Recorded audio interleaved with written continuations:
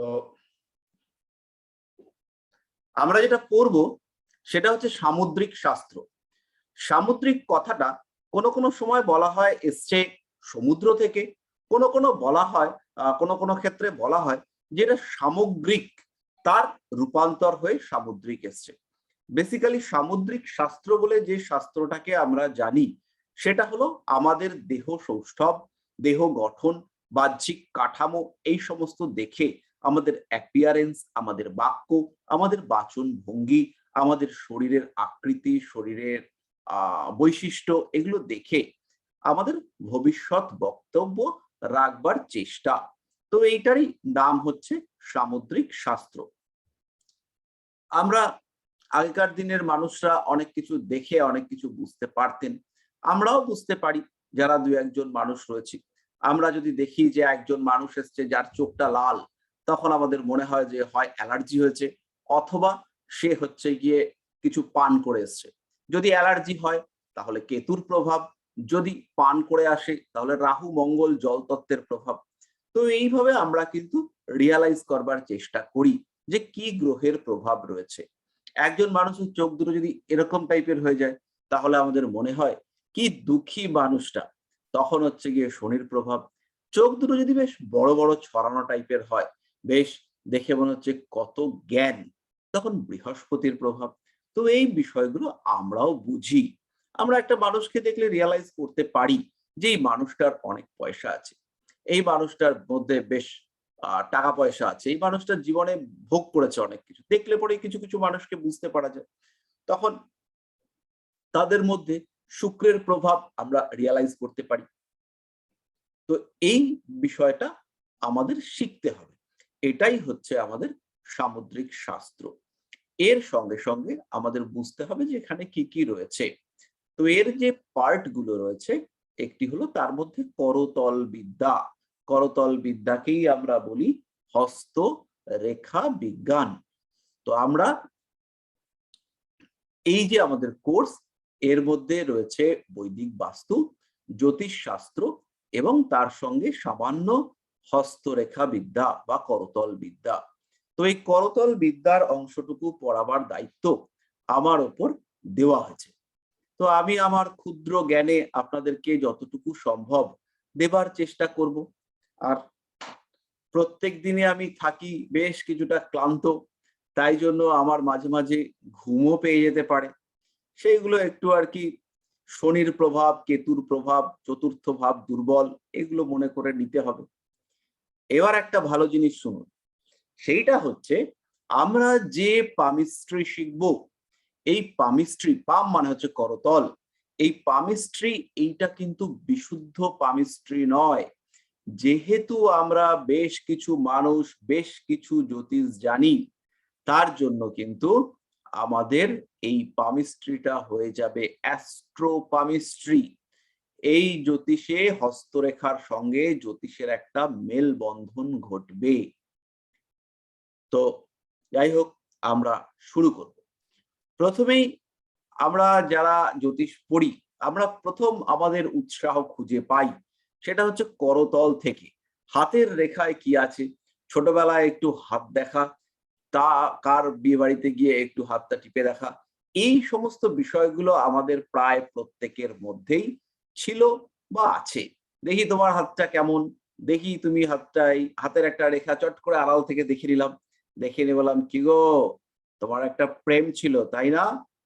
কিংবা হচ্ছে গিয়ে কোনো একটা সময় কারোর একটা হাত টুক করে একটু দেখে নিলাম, দেখে নিয়ে দেখলাম যে শুক্রের ক্ষেত্রে একটা তিল, তখন আর কি লোকটার থেকে একটু দূরে দূরে থাকবার চেষ্টা। তো এই সমস্ত জিনিসগুলো থেকেই আমাদের জ্যোতিষের প্রতি আগ্রহ এসছে। এবং আমরা যারা জ্যোতিষ চর্চা করছি, খুব কম মানুষ আছেন যারা হস্তরেখা দিয়ে হাত শুরু করেননি, যাদেরকে হস্তরেখা প্রথমেই আকর্ষণ করেনি।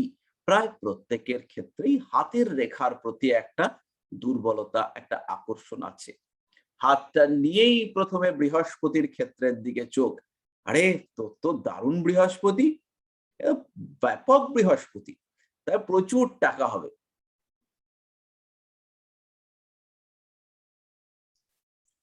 তো দেখেই মনে হবে যে আরে এ তো প্রচুর টাকা হবে।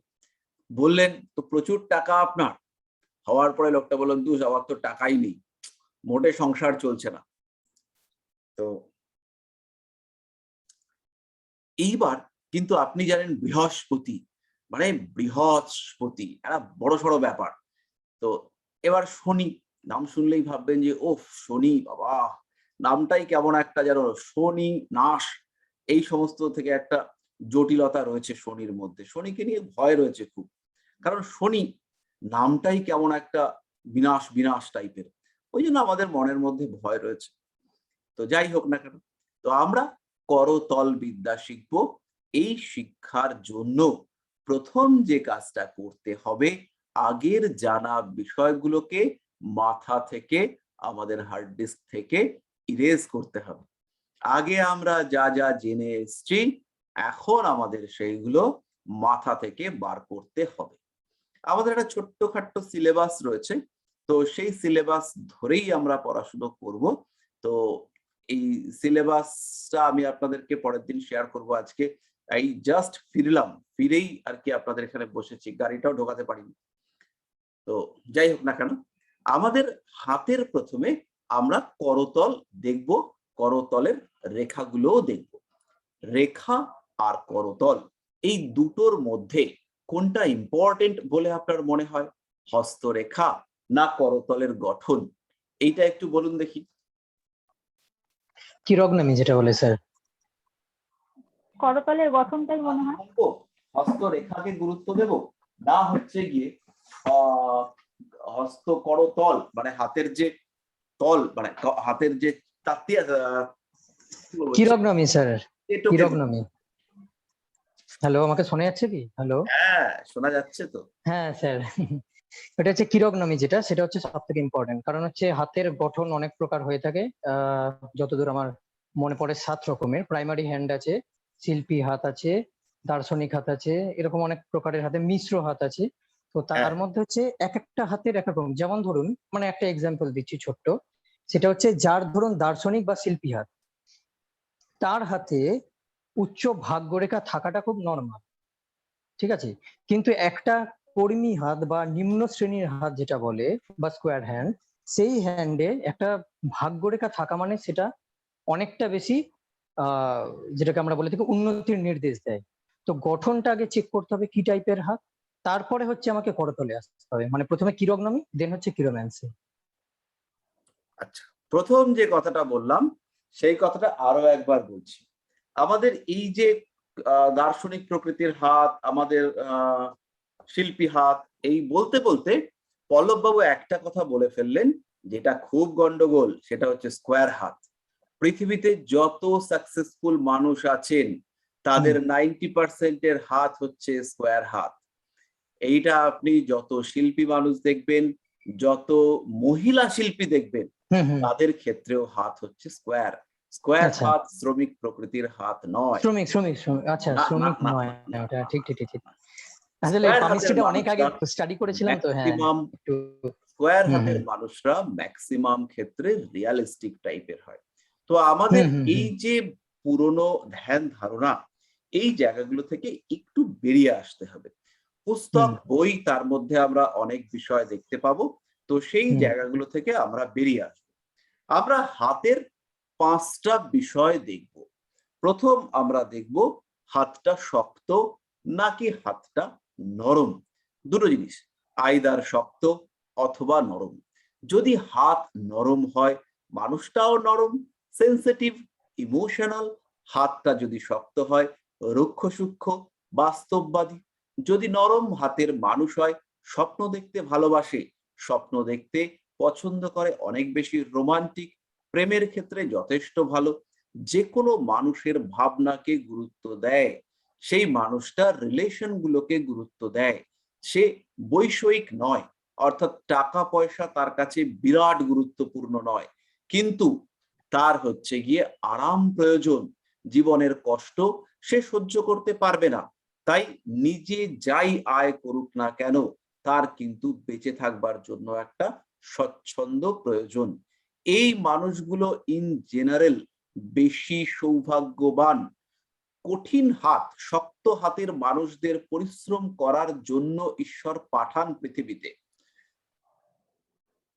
এরা চান বা না চান, এদেরকে পরিশ্রম করতে হয়, এরা বাধ্য, পরিশ্রম এদের করতেই হবে। শক্ত হাতের মানুষদের হজম ক্ষমতা বেশি, বেশি শক্ত হলে কোষ্ঠকাঠিন্যের সম্ভাবনা আসে, এদের পৃথ্বীতত্ত্ব সম্পর্কিত রোগ প্রবণতা বেশি দেখতে পাওয়া যায়, হাঁটুর ব্যথা, হাড়ের ব্যথা, এই সমস্ত প্রবণতা থাকে। জেনারেলি নার্ভের প্রবলেম এদের মধ্যে থাকে না। অত্যন্ত বাস্তব, নিয়মতান্ত্রিক, দিনের মধ্যে ডিসিপ্লিনটাকে ফলো করবার এরা চেষ্টা করেন। আপনারা ভিডিওটা দেখবেন, আমি আপনাদের তো লেখাচ্ছি না, তো আমি আর কি বলে যাব, ভিডিওটা দেখে আপনারা চাইলে নোট করে নিতে পারেন। তো এইটা কিন্তু এত কিছু আপনারা মনে রাখতে পারবেন না।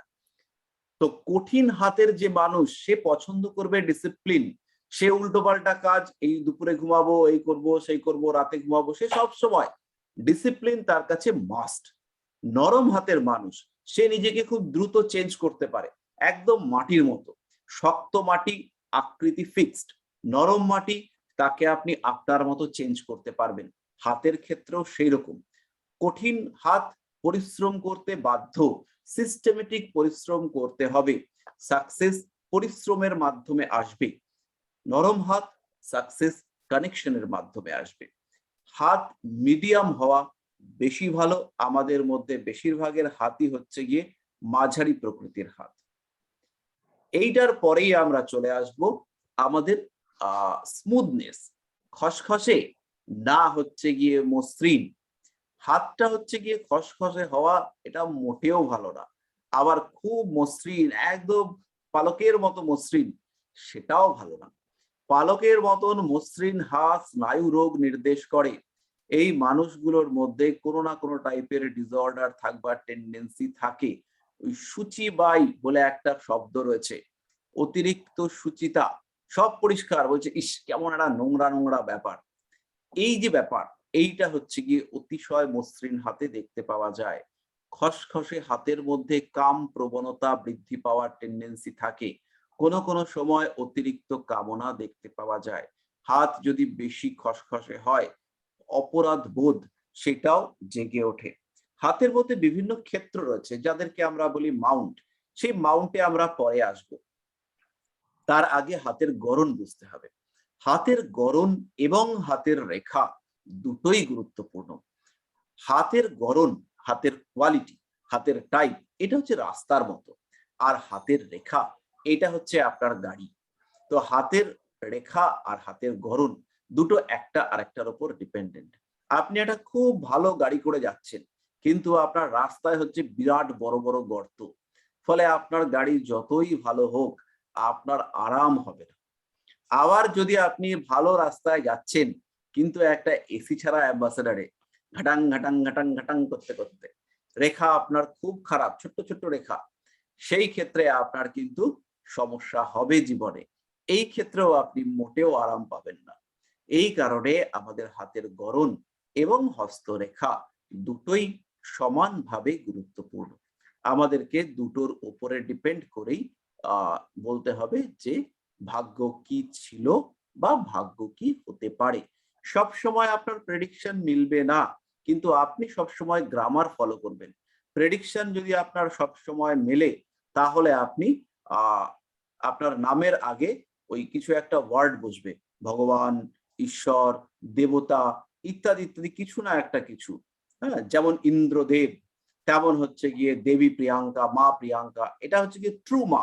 মানে ওই নামের আগে লিখে দিলাম মা কমলাক্ষী, ওইসব না। যেমন মা লক্ষ্মী, তেমনি আপনি হবেন।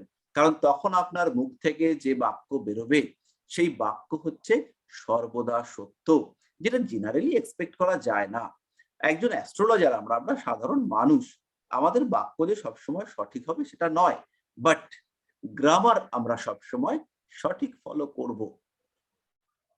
আচ্ছা, খসখসে হাতের মানুষ পেটের সমস্যায় ভোগেন, স্কিনের সমস্যা জেনারেলি দেখতে পাওয়া যায়।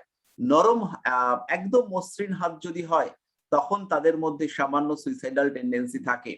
হাতের মধ্যে চন্দ্রের ক্ষেত্র বুঝতে হবে, তার উপরে ডিপেন্ড করে সুইসাইডাল টেন্ডেন্সি।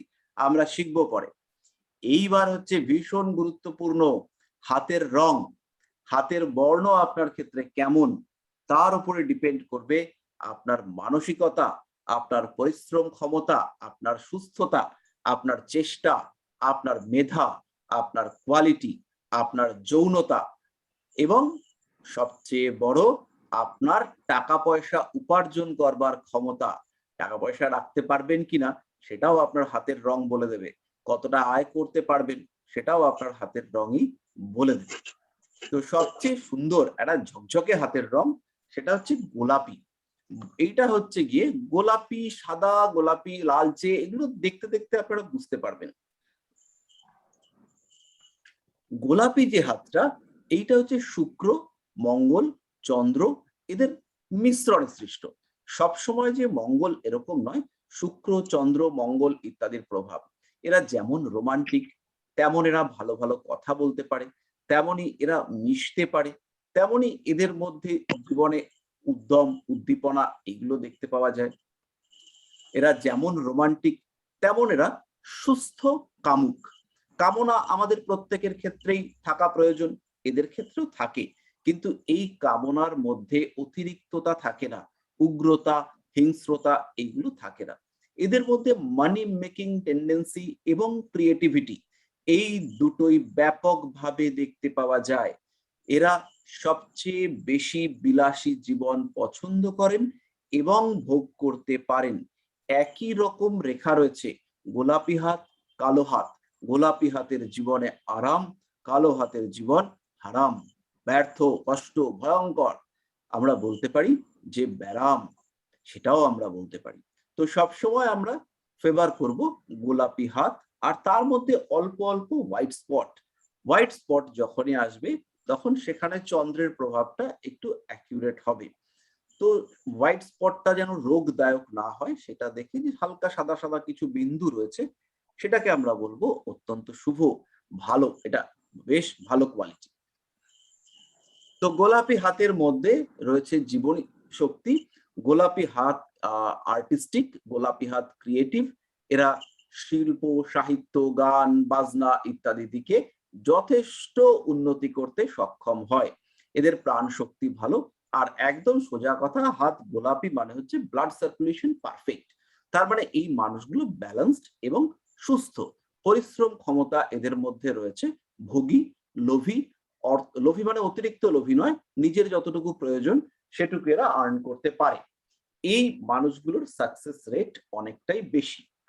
এরপরে আমরা যে হাতে আসব সেটা হচ্ছে রেডিশ, লাল, মঙ্গল প্রভাবিত হাত। হাতের মধ্যে যদি মঙ্গলের প্রভাব থাকে, বা আমাদের মধ্যে মঙ্গলের প্রভাব থাকলে যা হয় এদের মধ্যেও তাই হবে। মঙ্গলের প্রভাব থাকলে পরে রাগী, হঠকারী, উগ্র, মেজাজ হারিয়ে ফেলে, মানুষকে প্রচন্ডভাবে বিশ্বাস করে, হেল্প করে, তীক্ষ্ণ বুদ্ধির অভাব, সমস্ত জায়গাতেই মনে করে যে গায়ের জোরে কাজটা করে নেব। মঙ্গলের মধ্যে একটা জমি, বাড়ি, ভূমি এইসবের টেন্ডেন্সি দেখতে পাওয়া যায়। এদের মধ্যেও প্রপার্টি বিল্ডিং এই ব্যাপারটা দেখতে পাওয়া যায়। কোনো কোনো সময় এই মঙ্গল প্রভাবিত হাতের মানুষরা এরা রাহুর দ্বারাও আংশিক প্রভাবিত হয়ে থাকেন। তখন কিন্তু এদের মধ্যে উগ্রতা, হিংস্রতা এই বিষয়গুলো আসে। জেনারেলি এই মানুষগুলো ভীষণ ভীষণ রকমের হেল্পফুল, প্রচন্ড সাহায্য করতে এরা ভালোবাসে। এরা কষ্ট সহিষ্ণু, খেলাধুলার ক্ষেত্রে এরা ভীষণ রকম পারদর্শী হয়। কিন্তু সেই খেলার মধ্যে যদি বুদ্ধি চলে আসে তখনই হয় মুশকিলটা। এই খেলাটা কিন্তু দাবা খেলা টালা হলে হবে না, এই ক্ষেত্রে বেশ গায়ের জোরের খেলা হতে হবে, তখন এরা এক্সপার্ট। যখনই স্কিল আসবে, স্কিল কিন্তু মঙ্গলের নেই। মঙ্গল এলাম আর ঘেজাং করে কাটলাম। স্কিল আসবে শুক্রের হাতে। দুজন মানুষ, একজন হচ্ছে ডাক্তার, তিনিও কাটেন, আর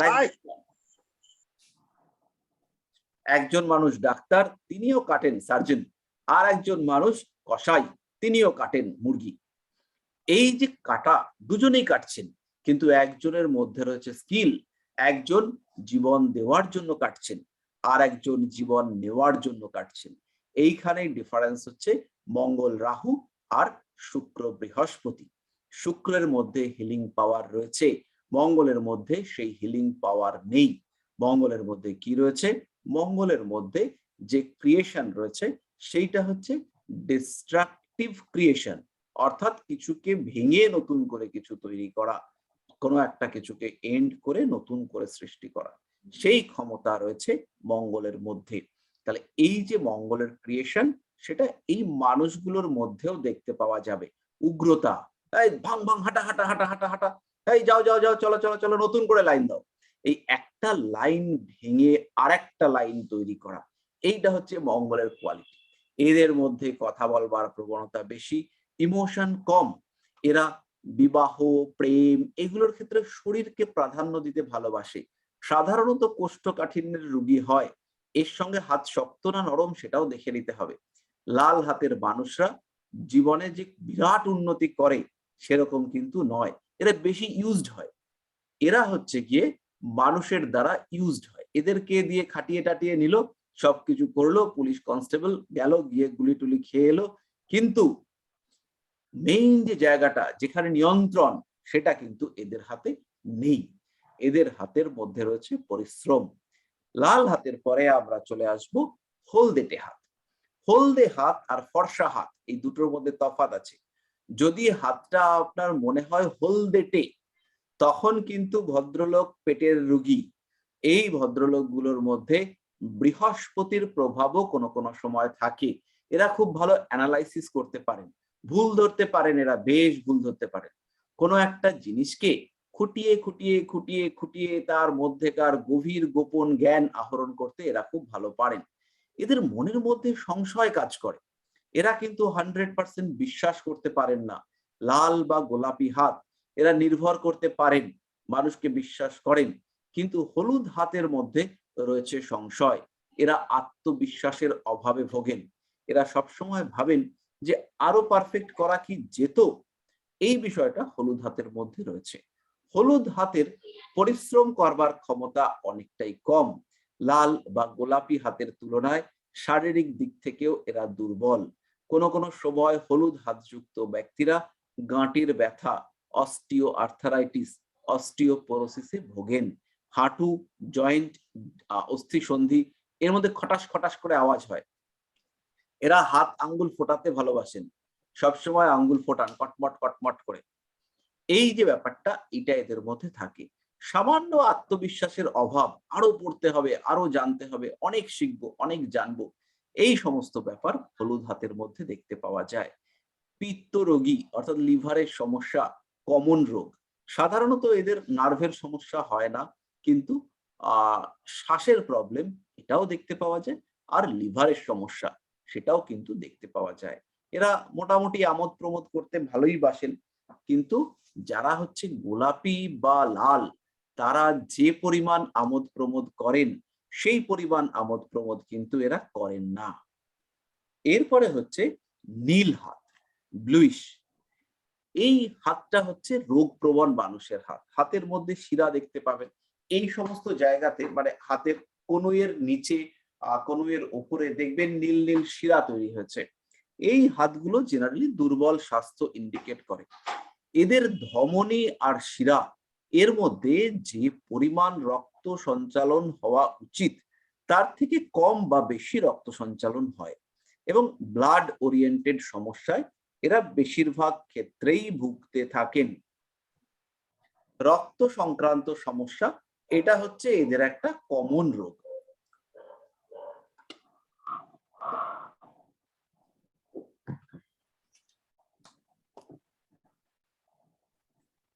এরা নিজেদের টেম্পারামেন্ট ঠিক রাখতে পারেন না।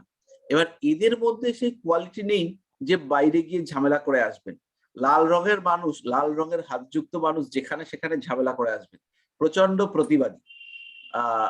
যেখানে মনে হলো যে তুই ভুল করছিস, মারামারি হয়ে গেল, কাটাকাটি হয়ে গেল, কিন্তু সে হচ্ছে গিয়ে ছাড়বে না। এই নীল রঙের মানুষ, এদের মধ্যেও প্রতিবাদ প্রবণতা আছে, কিন্তু প্রতিবাদ ক্ষমতা নেই। তাই এরা বাড়িতে এসে প্রতিবাদ করে, বাইরে থেকে রাগ মেজাজ এই সমস্ত কালেক্ট করে নিয়ে এসে বাড়িতে এরা রিয়াক্ট করতে পছন্দ করে। এই ধরনের মানুষগুলো তাই সাংসারিক জীবনে বিশেষ অসুখী হয়ে থাকেন। কন্টিনিউয়াসলি এদের জীবনে সমস্যা সমস্যা সমস্যা লেগেই থাকতে দেখতে পাওয়া যায়। এরপরে আমাদের হচ্ছে কালো হাত। কালো হাত মানেই খারাপ লোক। কালো হাত সেই বিভিন্ন ইয়েতে দেখি আমরা যে শোষণকারীর কালো হাত ভেঙে দাও, গুড়িয়ে দাও, এরকম টাইপের। তো কালো হাত মানেই হচ্ছে গিয়ে নেগেটিভ এনার্জি। ভদ্রলোক খুব দুঃখী, শনি কেতু ইত্যাদির প্রভাব রয়েছে, কষ্ট সহ্য করা যাচ্ছে না, হাতের বর্ণ কালচে হয়ে গেছে। এই টাইপের হাতযুক্ত মানুষদের ইমপ্রুভমেন্ট করা খুব মুশকিল। এদের ভাগ্য স্থির, নট নরণচরণ ভাগ্য। গোলাপি হাত যুক্ত মানুষের ভাগ্য হচ্ছে গিয়ে কন্টিনিউয়াসলি চেঞ্জিং। আজকে গরিব, কালকে পট করে বড়লোক। কিন্তু কালো হাত যুক্ত মানুষদের কিন্তু ভাগ্যে সহজে পরিবর্তন আসবে না। এদের ক্ষেত্রে পরিশ্রম করতে হয়, শ্রম জেনারেলি এদের করতে হয়। এরা যদি গবেষণা করে সেই ক্ষেত্রেও এদেরকে প্রচুর শারীরিক পরিশ্রম করতে হবে এবং সেই পরিশ্রম বেশ কিছু সময় আনলিমিটেড হয়ে যায়। এত পরিশ্রম যে সেই পরিশ্রমের ধরে রাখা যায় না, এরা রোগে পড়ে যায়। এদের অস্থি সমস্যা হচ্ছে জেনারেলি কমন রোগ, হাড়ে ক্ষয়, হাড়ে ব্যথা, চলাফেরার অসুবিধা, তারই সঙ্গে সঙ্গে ব্যথার প্রবণতা, ঘাড়, মাথা, পিঠ ইত্যাদি অংশে ব্যথার একটা টেন্ডেন্সি কালো হাতের দেখতে পাওয়া যায়। মোটামুটি বলা যায় যে এই মানুষগুলো কোনো না কোনো সময় দুর্ভাগ্যের সম্মুখীন হবেন। এদের কষ্ট, দুর্ভাগ্য এই সমস্ত রয়েছে। বেশ কিছু কালো হাতের মানুষ দেখতে পাবেন যাদের হচ্ছে গিয়ে সন্তান সুখ একেবারেই নেই। সন্তানকে ব্যাপকভাবে ব্যাপক কষ্ট করে মানুষ করেছেন, কিন্তু দেখা গেল সন্তান বড় হলে বাবা মাকে আর চিনতে পারছে না। এরপরে আমাদের আর একটাই হাত বাকি রয়েছে, সেটা হলো সাদাটে হাত। সাদাটে হাত মানে হচ্ছে দুর্বল স্বাস্থ্য, শরীর স্বাস্থ্য মোটেও ভালো যাচ্ছে না, কষ্টের মধ্যে রয়েছেন ভদ্রলোক। তো এই যে ব্যাপারটা, এটাও আমাদেরকে খেয়াল রাখতে হবে যে সাদা হাত যদি সাদা হয় তার মানে হচ্ছে প্রাপ্তি হচ্ছে না। ওই একটা গান ছিল না, মেরা জীবন কোরা কাগজ। তো হাত যদি কোরা মানে হচ্ছে হোয়াইট, মার্কলেস, মার্ক ফ্রি, কোনো দাগ নেই। তো এই এখানে হচ্ছে গিয়ে হাত সাদা হয়ে গেছে মানে সেখানে ভগবান বিশেষ কিছু লেখেননি। সমস্যা রয়েছে, পরিশ্রম রয়েছে, কষ্ট রয়েছে, কিন্তু হাতে হচ্ছে সাদা, পরিশ্রম ক্ষমতা কম, লিভারের সমস্যা, ব্লাড ডেফিসিয়েন্সি, রোগ প্রবণতা, এই সমস্ত বিষয়গুলো এর মধ্যে রয়েছে। তাহলে মোটামুটি আমরা হাতের বর্ণ জানলাম। এরপরে আমাদের যেটা জানতে হবে সেটা হচ্ছে হাতের উষ্ণতা, হাতটা গরম না হাতটা ঠান্ডা। এই বিষয়টাকে জেনারেলি আমাদের হস্তরেখা বিদ্যার বইপত্রগুলোতে অ্যাভয়েড করা হয়, কিন্তু যখন আপনি একজন মানুষের হাত নিয়ে তার হাত দেখবেন তখন আপনার তার উষ্ণতাটা লক্ষ্য করতে হবে। ধরুন কয়েকটা প্রশ্ন বলি, যেমন হচ্ছে গিয়ে আমার সন্তান হবে কিনা। এই প্রশ্নের উত্তর যখন আপনি খুঁজবেন, আপনার হাতের উষ্ণতা দেখতেই হবে। আপনার সন্তান সৃষ্টি করবার ক্ষমতা আছে কিনা সেটা আপনার হাত বলে দেবে। আপনাকে এসে যদি প্রশ্ন করে চাকরি হবে কিনা, সেটা আপনার হাতের উষ্ণতা সেটা কিন্তু আপনাকে ইন্ডিকেট করবে যে এই লোকটার কপালে চাকরি পাওয়ার ভাগ্য আছে কিনা। পেটের প্রচন্ড সমস্যা, অন্যান্য কোনো সমস্যা, ট্রিটমেন্ট করাচ্ছি, সুস্থ হব কিনা, এইটা হচ্ছে গিয়ে আপনাকে বলে দেবে হাতের উষ্ণতা। এছাড়াও আরো বহু পথ আছে বলবার, কিন্তু হাতের এই বিষয়গুলো, এগুলো থেকেও আমরা জানতে পারি। তাহলে কিরকম?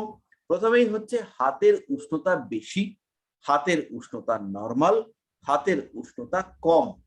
তাহলে যদি হাতের উষ্ণতা নরমাল হয় তাহলে সেই হাতটা আপনার গরমও লাগবে না, ঠান্ডাও লাগবে না, মোটামুটি মনে হবে যে আমারই মতো হাত। হাতের উষ্ণতা বেশি হলে আপনি অস্বস্তি ফিল করবেন, মনে হবে এই লোকটার আমার থেকে গায়ে জোর বেশি আছে, এই লোকটা আমার থেকে বেশি করিতকর্মা। হ্যান্ডশেক করলে পরেই আপনি ব্যাপারটা রিয়ালাইজ করবেন। যদি গরম হাতের মানুষের সঙ্গে হ্যান্ডশেক করেন তাহলে নিজেকে কনফিডেন্স লো হয়ে গেল মনে হবে। আচ্ছা, এরা উগ্র প্রকৃতির, যারা উষ্ণ হাত, এরা চট করে মাথা গরম করে ফেলে, কঠিন কাজে এরা পিছিয়ে আসে না, অবশ্যই সাহসী, বাস্তববাদী, এদের জীবনী শক্তি বেশি, সন্তান উৎপাদন ক্ষমতা, যৌনতা, কামনা অনেকটাই বেশি। যে কোনো জিনিসকে, যে কোনো বিষয়কে, যে কোনো মানুষকে ডমিনেট করবার টেন্ডেন্সি এদের মধ্যে মারাত্মক বেশি।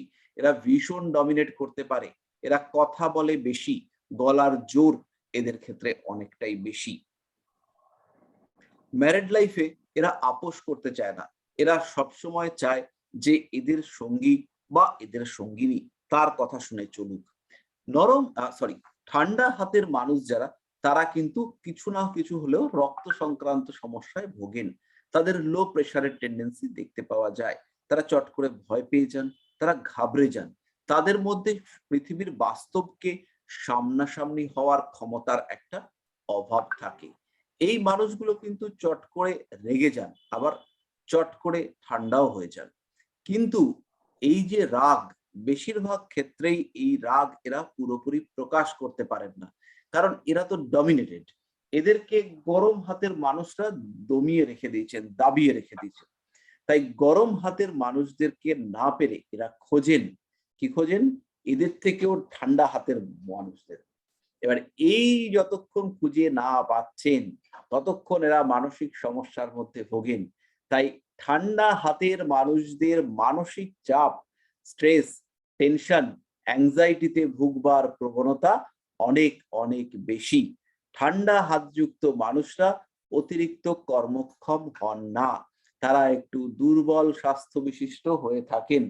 কোনো কোনো সময় তাদের স্বামী বা স্ত্রীর তাদেরকে নিয়ে অনেক অভিযোগ থাকে, সেই সমস্ত অভিযোগ আমরা আর বলতে পারছি না। তো এইরকম সমস্ত আমাদের ঠান্ডা হাতের মানুষদের থাকে। গরম হাতের মানুষরাও রিঅ্যাক্টিভ, ঠান্ডা হাতের মানুষরাও রিঅ্যাক্টিভ। গরম হাতের মানুষরা যেখানে সেখানে তেলে বেগুনে জ্বলে ওঠে, ঠান্ডা হাতের মানুষরা ওয়েট করে কোন জায়গায় আমি ভ্যালু পাবো, যে জায়গাটাতে ভ্যালু খুঁজে পায় সেইখানে রিঅ্যাক্ট করতে শুরু করে। আর এরা সাধারণত ইন্ট্রোভার্ট, নিজেদেরকে গুটিয়ে রাখতে চায়, কারণ নিজেদেরকে প্রকাশ করবার জন্য যে এনার্জি দরকার তার একটা অভাব এই মানুষগুলোর মধ্যে দেখতে পাওয়া যায়। এরা একটু সুপ্ত থাকতে ভালোবাসে, এরা ঘুমোতে পছন্দ করে, এরা কোনো কাজের মধ্যে অ্যাক্টিভলি পার্টিসিপেশন পছন্দ করে না, একটু লুকিয়ে চুরিয়ে পেছনে ব্যাক স্টেজে, এইটা এদের হচ্ছে গিয়ে বেশি পছন্দের জায়গা। তো এই বিষয়টা আমাদের শীতল হাতের মধ্যে দেখতে হবে। লাস্ট আমাদের হাতে যেটা দেখতে হবে সেটা হচ্ছে হাতের শেপ। আমাদের দার্শনিক, শিল্পী, শ্রমিক, কর্মী এসবের মধ্যে আমাদের যাওয়ার দরকার নেই। হাতটা চৌকো টাইপ না হাতটা লম্বা টাইপ, লম্বাটে হাত আর চৌকো হাত। এবার কোনোটা বেশি লম্বাটে, কোনোটা লম্বা লম্বা লম্বার দিকে যাচ্ছে, কোনোটা হচ্ছে চৌকো, কোনোটা চৌকো হয়ে আয়তাকার হয়ে গেছে, মানে লম্বায় কম চওড়ায় বেশি হয়ে গেছে।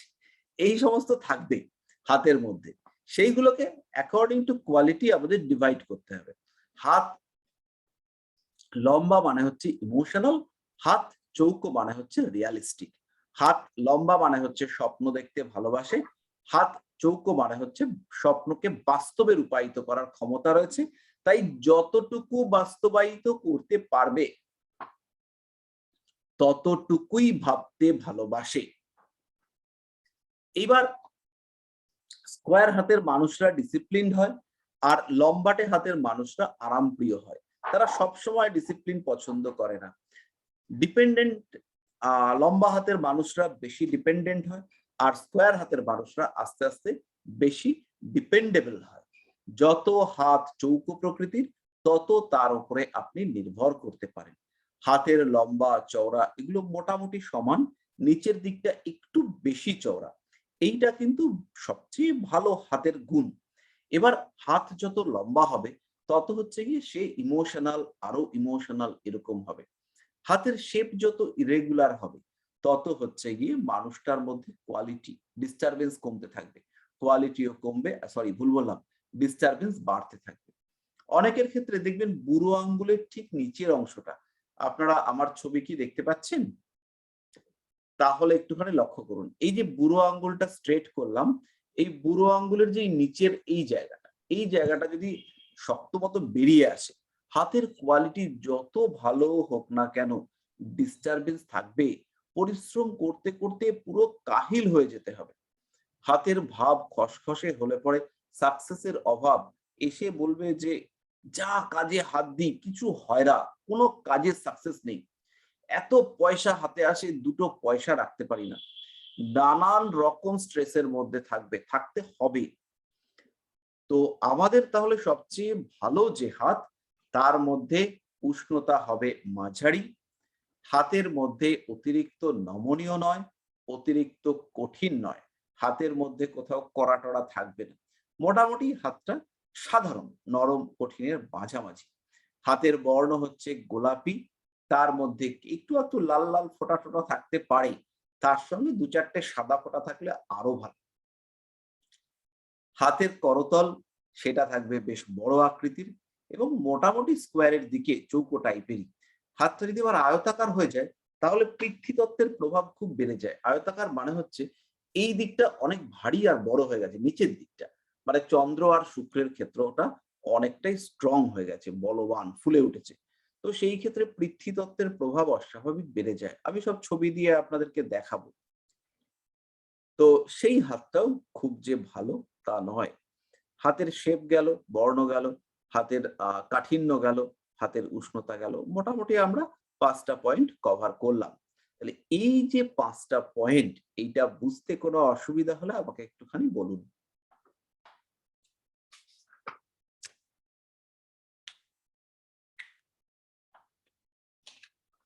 কারোর কোনো সমস্যা, কারোর কোনো প্রশ্ন?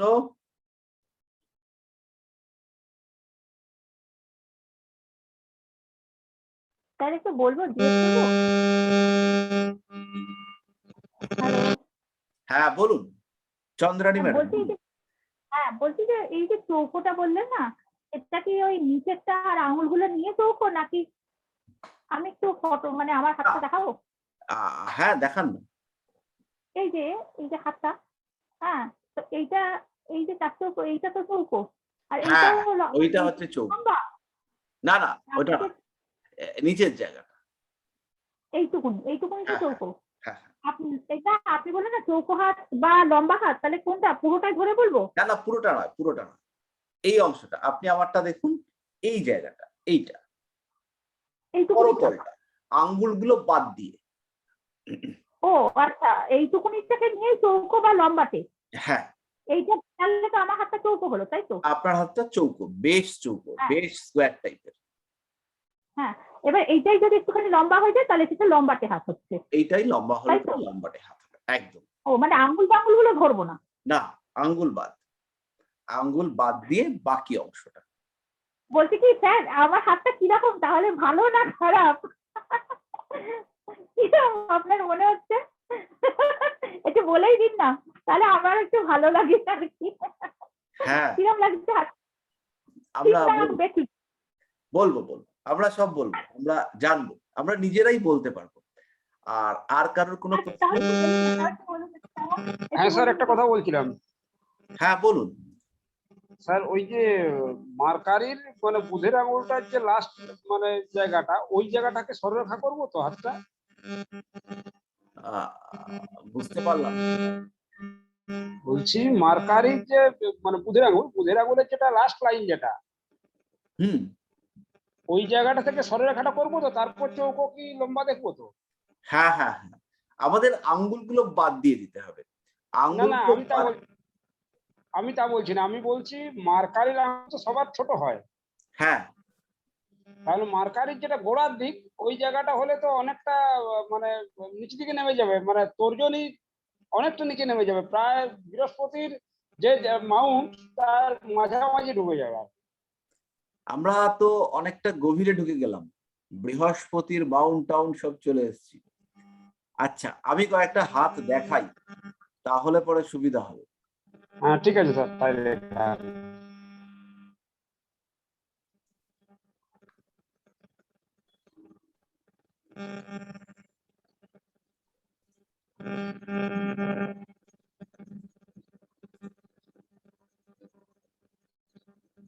আমি স্ক্রিনটা শেয়ার করি।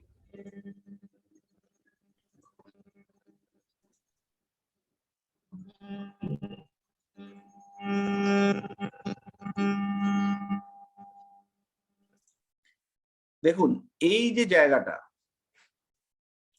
এই জায়গাটাতেই স্কোয়ার না চৌকো এটা বুঝতে পারবেন।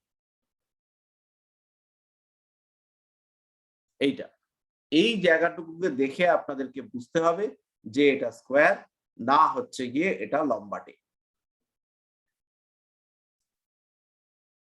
বোঝা গেল? পুরো জায়গাটা আমাদের দেখবার দরকার নেই। আমাদের আঙ্গুল, বুধের আঙ্গুল বা অন্য কোনো আঙ্গুল সেইগুলো আমরা দেখব না।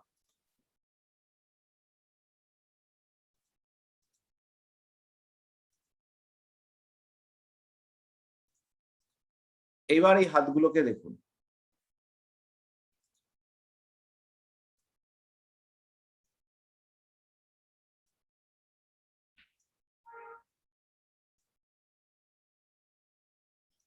এই দেখুন, এই হাতগুলো হচ্ছে চৌকো হাতের উদাহরণ হিসেবে এদেরকে আমরা নেব।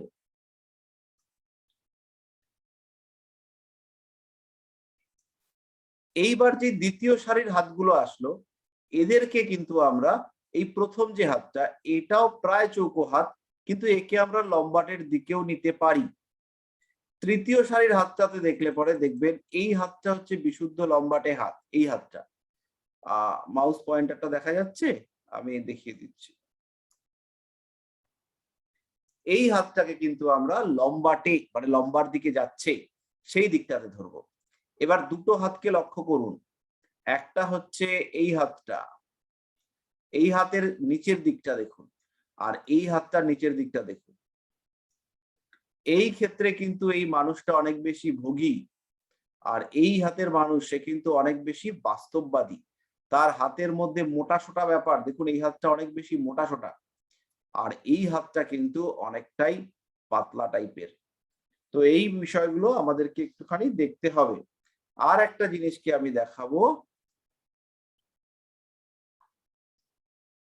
এই যে এই জায়গাটা একটু দেখুন। হাত নিয়ে না এরকম করে ভাঁজ করে করে দেখবেন, এই হাত নিয়ে হাতের যে মাথাটা তাকে উল্টে দেখবেন যে কতটা নিচের দিকে বেঁকে যাচ্ছে। এইরকম যদি কারোর ক্ষেত্রে বেঁকে যায়, এইটা কিন্তু মোটেও ভালো নয়। বংশগত অস্থিরোগ, হাড়ের ব্যথা, যন্ত্রণা, হাড়ের মধ্যে গ্যাপ রয়েছে, এরা শিরদাঁড়া, কোমর ইত্যাদির ব্যথায় ভুগবে। আবার যদি অত্যন্ত স্টিফ হয়, সেইটাও খুব ভালো না। কিন্তু যদি এইটা হয়, এটা হচ্ছে বেস্ট কোয়ালিটি। দেখুন একটুখানি বেন্ড হয়েছে, এইটা হচ্ছে এদের মধ্যে নমনীয়তা রয়েছে, এদের মধ্যে শান্তি রয়েছে, এরা মানুষকে অ্যাকসেপ্ট করতে পারে। আর যদি একদম ভাঁজ না হয়, এই এই এই পুরো তিনটের মধ্যেই দেখতে পাবেন, সেটা কিন্তু মোটেও ভালো সিম্বল নয়। এরা প্রচন্ড রিজিড, এরা স্টিফ, এরা এদিক ওদিক করতে পারে না, এরা একদম রাগী, প্রচন্ড জেদি, অ্যাডজাস্টমেন্টের অভাব।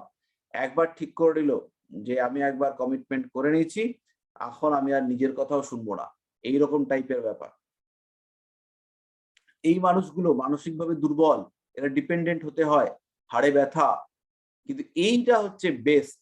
এইরকম এই টাইপের হাত আপনাদের হাত দেখবেন বেশিরভাগের ক্ষেত্রেই এরকমই পাবেন।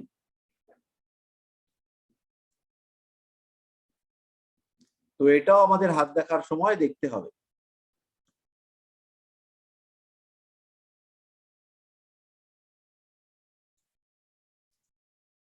তো মোটামুটি হাতের বিষয়টা, যে হাতের শেপ বা পাঁচটা জিনিস, এগুলো আমরা বুঝলাম। এরপরে আমাদেরকে জানতে হবে একটু নখ সম্পর্কে। নখ নিয়ে আমরা বিরাট বিশাল আলোচনা করব না, কারণ আমাদের এই আলোচনা এটা হচ্ছে গিয়ে একটু সংক্ষিপ্ত আলোচনা। আমরা ডিটেইল হস্তরেখা এখানে আমরা পড়বো না। নখটা আমাদের দেখতে হবে, নখের বর্ণ আমরা দেখব, শক্ত না চওড়া সেটা আমরা দেখব, নরম কিনা সেটাও দেখব। নখ আমাদের বলে দেবে যে আগামী 6 মাস কোনো বড় দুর্ঘটনা আসছে কিনা।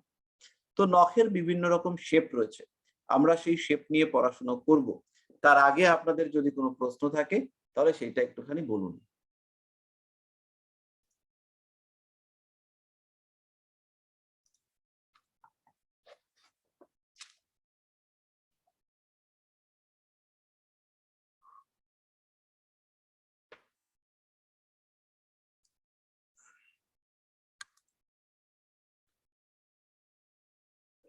কারোর আর কোনো প্রশ্ন?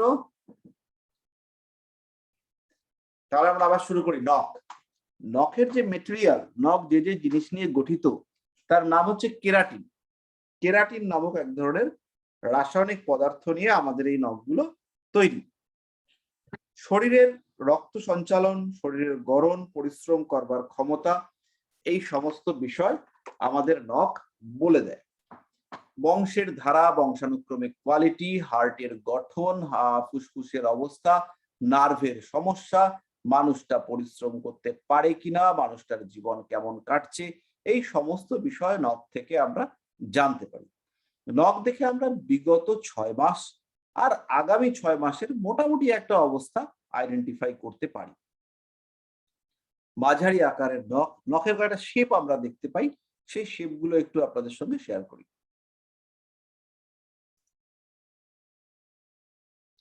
জেনারেলি আমি একটু পড়াশোনা করেই ক্লাস করতে বসা উচিত, কিন্তু আজকে হচ্ছে গিয়ে একদম যাতা অবস্থা। আজকে জাস্ট এলাম আর শুরু করলাম, এইরকম হচ্ছে আজকের অবস্থা। মানে একটা জায়গা থেকে এসেই আর কি ক্লাসে বসে গেলাম। তো এইবার আমাদের নখের কয়েকটা শেপ আঁকি। প্রথমে আমরা আঁকবো স্কোয়ার নখ, চৌকো আকৃতি। তো স্কোয়ার নখ আপনারা প্রচুর মানুষের ক্ষেত্রে দেখতে পাবেন। খুব যে তীক্ষ্ণ বুদ্ধির অধিকারী তা নয়, যুক্তি পছন্দ করে, ভগবানের প্রতি বিশ্বাস আছে, ডিসিপ্লিন মেনটেন করতে পছন্দ করে।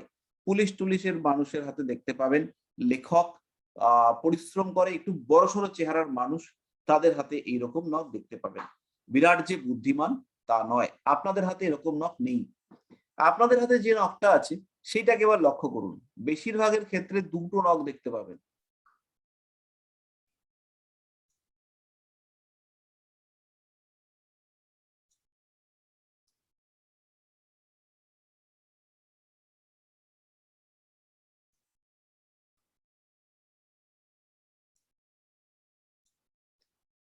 এই দুটো আপনাদের বেশিরভাগ মানুষের ক্ষেত্রে দেখতে পাবেন।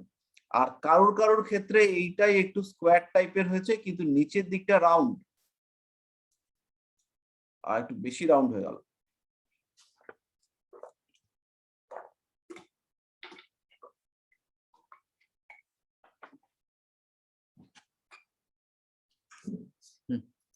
এটা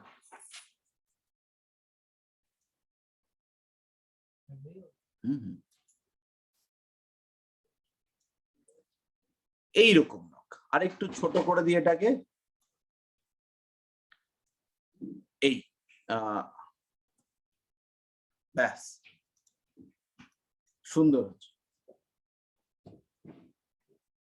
ব্যাস দেখুন, আপনাদের হাতে এই 3 রকম নখ পাবেন। এছাড়াও কিছু কিছু নখ হয়, সেটা হচ্ছে ধরুন এইরকম আঙ্গুল,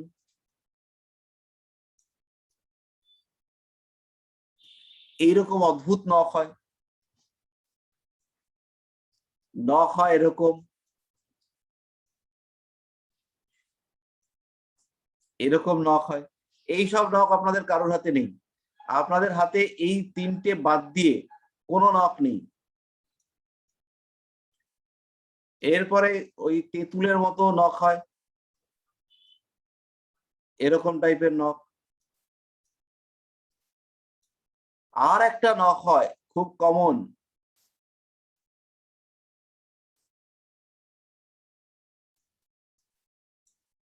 এইরকম নখ। মানে পুরো নখটা আঙ্গুলকে ঘিরে বসে আছে, এই নখটাও দেখতে পাওয়া যায়। এই নখটা হচ্ছে দুটো জিনিস কমন, এটা ভালো নখ নয়।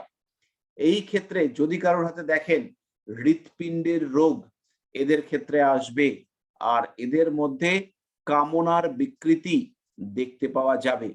কোনো সময়, খুব রেয়ার কেস, এই মানুষগুলোর প্রচুর দিকে ব্যাপক নলেজ থাকে, প্রচুর নলেজ।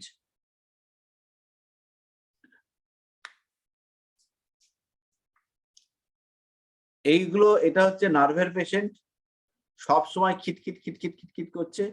এরা হচ্ছে অত্যন্ত স্বার্থপর, এদেরকেও আমরা স্বার্থপর বলবো। এবং এই 3টে 4টে এরা সকলেই শারীরিক সমস্যায় ভুগছে। এরা প্রত্যেকেই কিছু না কিছু কিছু না কিছু শারীরিক সমস্যার মধ্যে থাকবে। নখের সবচেয়ে ভালো বুদ্ধিমান মানুষের নখের শেপ হচ্ছে এইটা।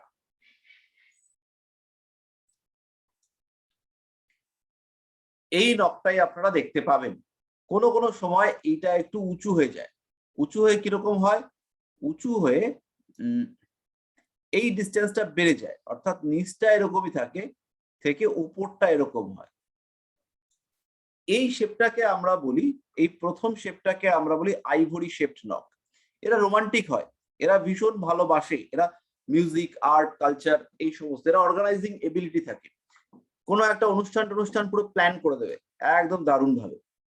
আর এরা ভীষণ রোমান্টিক, প্রেমকে বেশ উপভোগ করতে পছন্দ করে, ভালোবাসতে জানে, কিভাবে ভালোবাসতে হয়। যে ভালোবাসার তো কিছু অ্যাপ্লিকেশন আছে, ভালোবাসার কিছু লেভেল আছে। একটা মানুষকে আমরা রোমান্টিক বলবো। এই যে আইভরি শেপের নখের মানুষগুলো, এরা খুব রোমান্টিক।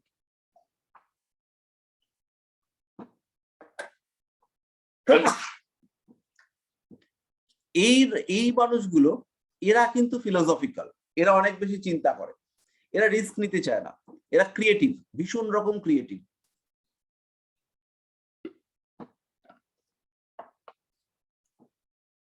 এরাও রোমান্টিক, কিন্তু এদের মধ্যে বাস্তববোধ বেশি। এই মানুষগুলো অনেক বেশি অ্যানালাইটিক্যাল। এরা কিন্তু অত অ্যানালাইটিক্যাল নয়, এরা সরল। এই ছোট নখের মানুষগুলো এরা একটু জটিল। জটিল বলতে এরা যে কাউকে চট করে বিশ্বাস করবে সেটা নয়, তাই জন্য এরা কম ঠকে জীবনে। আর এই মানুষগুলো এরা কিন্তু চট করে মানুষকে বিশ্বাস করে, কারণ এদের এই যে নখটা বড় হয়েছে, এদের মাইন্ডেরও ব্রডনেস বাড়ে। ক্রিয়েটিভ, সংবেদনশীল, মানুষকে ভালোবাসতে জানে, ভরসা করতে পারে, এবং বিশ্বাসযোগ্যতা সেটাও কিন্তু এদের মধ্যে রয়েছে। আর এই নখগুলো হচ্ছে কি ডিস্টার্বড, মানসিকভাবে, শারীরিকভাবে এরা পীড়াগ্রস্ত। কোনো কোনো সময় নখটা ধনুকের মতো হয়, মানে এইরকম। মানে নখে, আমাদের তো নখ সাধারণভাবে একটু টেরা বেঁকাই মানে রাউন্ড শেপের হয়, আমাদের নখ এরকম হয়, মানে নখের উপরে হাত দিলে এরকম আমরা পাবো। কারোর কারোর ক্ষেত্রে আরেকটু বেশি হতে পারে, যে নখটা এরকম ঘোরানো, কিন্তু কোনো কোনো ক্ষেত্রে অতিরিক্ত ঘোরানো হয় এরকম। মনে হচ্ছে নখটা এরকম করে সাঁড়াশির মতো করে এই যে আঙ্গুলটাকে বেষ্টন করতে চাইছে। তো এইরকম যদি নখ দেখতে পাওয়া যায়, তাহলে কিন্তু এই মানুষগুলো স্বাস্থ্যের সমস্যায় ভুগছে, এদের হজম শক্তির প্রবলেম এসছে, এবং ব্রেন সংক্রান্ত কিছু একটা সমস্যার প্রবল সম্ভাবনা রয়েছে। ব্রেন ওরিয়েন্টেড কোনো না কোনো ইস্যু এদের ক্ষেত্রে দেখতে পাওয়া যেতেই পারে। এই নখ কিন্তু মোটেও ভালো কোয়ালিটির নখ নয়। বেস্ট হচ্ছে গিয়ে সামান্য বাঁকা এই নখটা, এটাকে আমরা বলবো বেস্ট কোয়ালিটি। অনেক সময় নখের মধ্যে দেখবেন যে কোনো স্পট এসছে,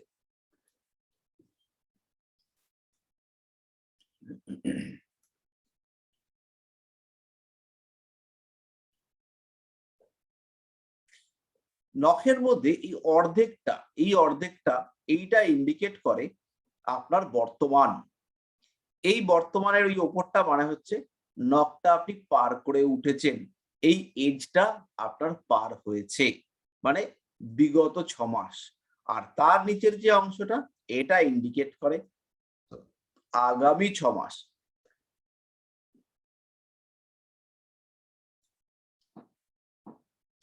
তাহলে এই যে বিগত 6 মাস আর এই যে আগামী 6 মাস, এখানে কোনো ব্ল্যাক স্পট, তারপরে আগামী 6 মাসের মধ্যে কোনো ডিস্টারবেন্স হতে চলেছে। এইখানে ব্ল্যাক স্পট মানে হচ্ছে বিগত 6 মাসে আপনি কোনো ডিস্টারবেন্স কাটিয়ে উঠেছেন, মূলত শারীরিক সমস্যা ইন্ডিকেট করে এটা।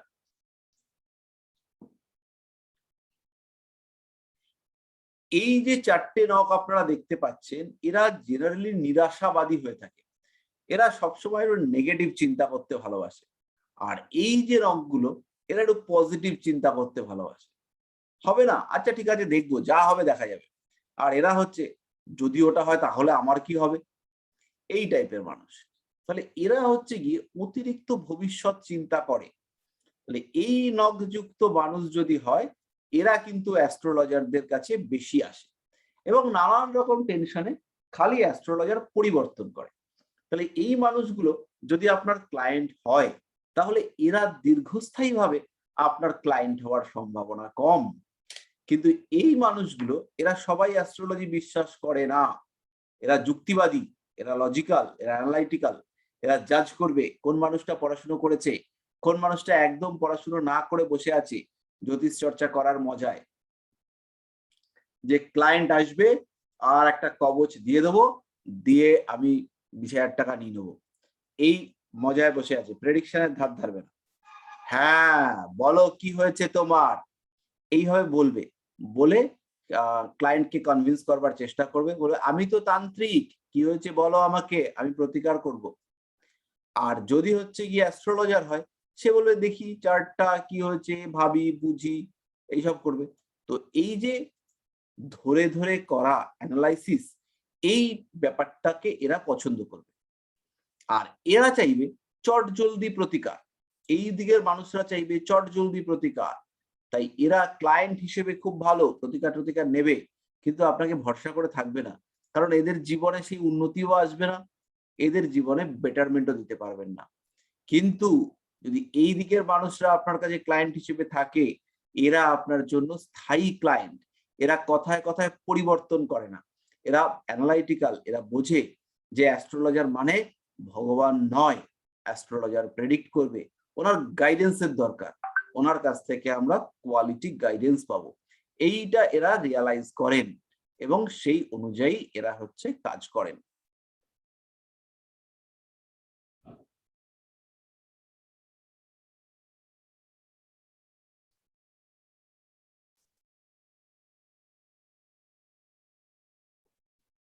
বুঝা গেল?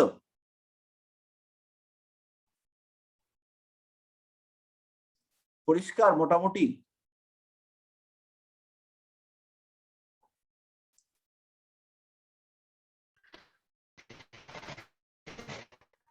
মোটামুটি স্যার, পরিষ্কার হলো?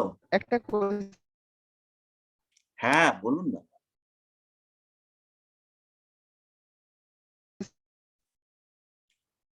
শুনতে পাচ্ছি না তো।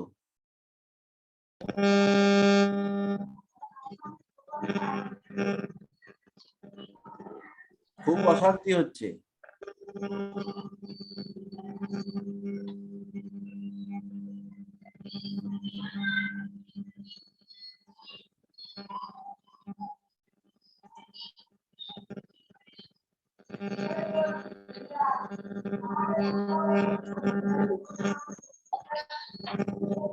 হ্যাঁ স্যার, একটা কথা বলছিলাম। হ্যাঁ ওই যে যে নখগুলো অ্যানালিটিক্যাল বললেন, ওরা বিচক্ষণ, মানে বিশ্লেষণ করবে, ওই হ্যাঁ নখগুলোর ওই যে নখগুলো বললেন যে বিশ্লেষণ করবে, বাঁ দিকের যে নখগুলো আমরা যেগুলো বাঁ দিকে দেখতে পাচ্ছি, হ্যাঁ মানে প্রবলেমেটিক যেগুলো নয় আর কি, আচ্ছা। সেই নখগুলোর মানে আঙ্গুলের উপর দিকটা কোন দিকটা, আমি ওটা বুঝতে পারছি না। আমার কথা বুঝতে পারছেন? না। আমি বলছি যে নখগুলো ওই অ্যানালিটিক্যাল, হুম। ওই নখগুলো আঙ্গুলের উপর দিকটা কোন দিকটা, মানে নখের উপর দিকটা কোন দিকটা? ও বুঝতে পেরেছি, দাঁড়ান। এইটা হচ্ছে সব নখের নিচের দিকটা দেখিয়েছি, এই। আচ্ছা আচ্ছা।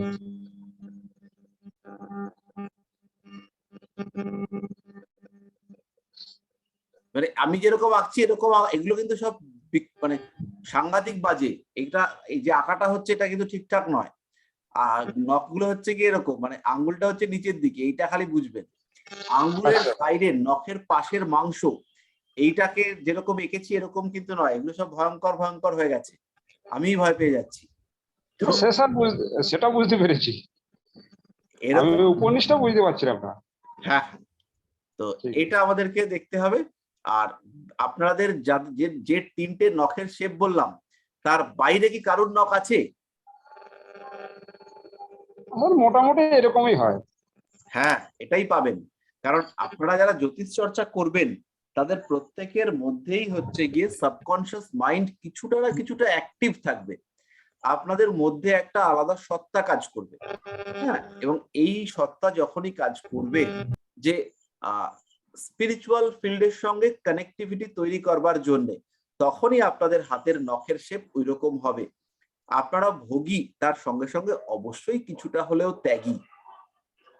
শুক্র অ্যাক্টিভ হলেও আপনাদের প্রত্যেকের শনি, সেও কিন্তু আপনাদেরকে সাপোর্ট করবে, আইদার শনি অথবা বৃহস্পতি। তখনই কিন্তু আপনারা এই কঠিন শাস্ত্রের মধ্যে নিজেকে সংযোজিত করবেন এবং রিয়েলাইজ করবেন যে আপনারা ফিউচার অবজারভার হতে পারেন, আপনারা ফরচুন টেলার হতে পারেন, ভবিষ্যৎ কথক আপনাদের হওয়ার ক্ষমতা আছে। তখনই কিন্তু আপনারা জ্যোতিষ শিখতে আসবেন, কারণ আমরা আপনাদেরকে জ্যোতিষ শেখাতে পারি না, আমরা আপনাদের মধ্যে যে জ্যোতিষ সত্তা আছে তাকে একটু জাগিয়ে তুলতে পারি, তার বেশি কিছু করতে পারি না। ইন্টারেস্ট ভেতর থেকে আসবে, আছে, তাই আপনি এখানে। আর প্রায় 6 মাস আমাদের হতে চললো, 6 মাস ধরে রয়েছেন, মানে ব্যাপারটা চারটিখানি ব্যাপার নয়। তো আপনারা অলরেডি অ্যাস্ট্রোলজার, বাট যে গ্রামার, সেইটা আমরা আপনাদেরকে একটুখানি জানিয়ে দেব যে আপনাদের যে গ্রামার, তার মধ্যে আমাদের গ্রামারটাকে আমরা কিছুটা মিশিয়ে দেব, তাতে করে একটা নতুন ধারা আপনাদের মধ্যে তৈরি হবে এবং তাতে করে আপনি আপনার নিজস্ব ধ্যান ধারণা নিয়ে জ্যোতিষ করবেন। আপনি যে স্টাইলে প্রেডিক্ট করবেন সেটা কিন্তু আরেকজন নকল করবে না, বা বলতে পারি নকল করতে পারবে না, কারণ এইটা হচ্ছে আপনার ইন্ট্রিনজিক কোয়ালিটি, আভ্যন্তরীণ জ্ঞান। এই জ্ঞানের কোনো পরিবর্তন হবে না, এই জ্ঞান হচ্ছে অবিনশ্বর, লাইক ইউর আত্মা, সোল। আত্মা যেমন অবিনশ্বর, তেমনি এই জ্ঞানও অবিনশ্বর। এক জন্ম থেকে আরেক জন্মে, তারপর আরেক জন্মে সেখানে সঞ্চারিত হবে।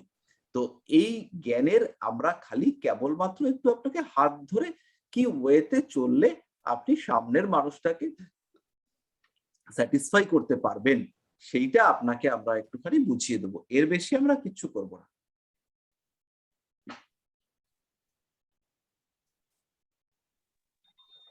স্যার বলছি, একটা কোশ্চেন ছিল। নিশ্চয়ই। বলছি, যাদের নখ ধরুন একটু ছোট টাইপের আকার এবং লম্বার থেকে চওড়াটা একটু বেশি মনে হয়, তো তারা একটু সন্দেহবাতিক প্রবণতার থাকে না? থাকে। তারা সন্দেহবাতিক প্রবণ বা সন্দেহ বাতিগ্রস্ত হয় না, তারা বেসিক্যালি হচ্ছে গিয়ে মানসিক দুর্বলতায় ভোগে এবং নিরাপত্তাহীনতায় ভুগবার জন্য তাদের মধ্যে একটা কমপ্লেক্স কাজ করে, তারা স্ট্রেসড, টেনসড এরকম হয়ে থাকে।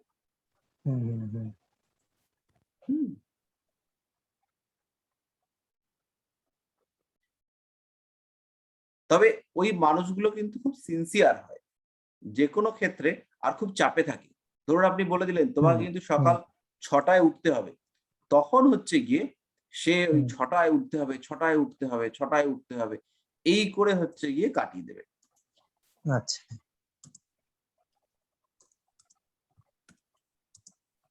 আর কিছু বলুন, কোনো প্রশ্ন?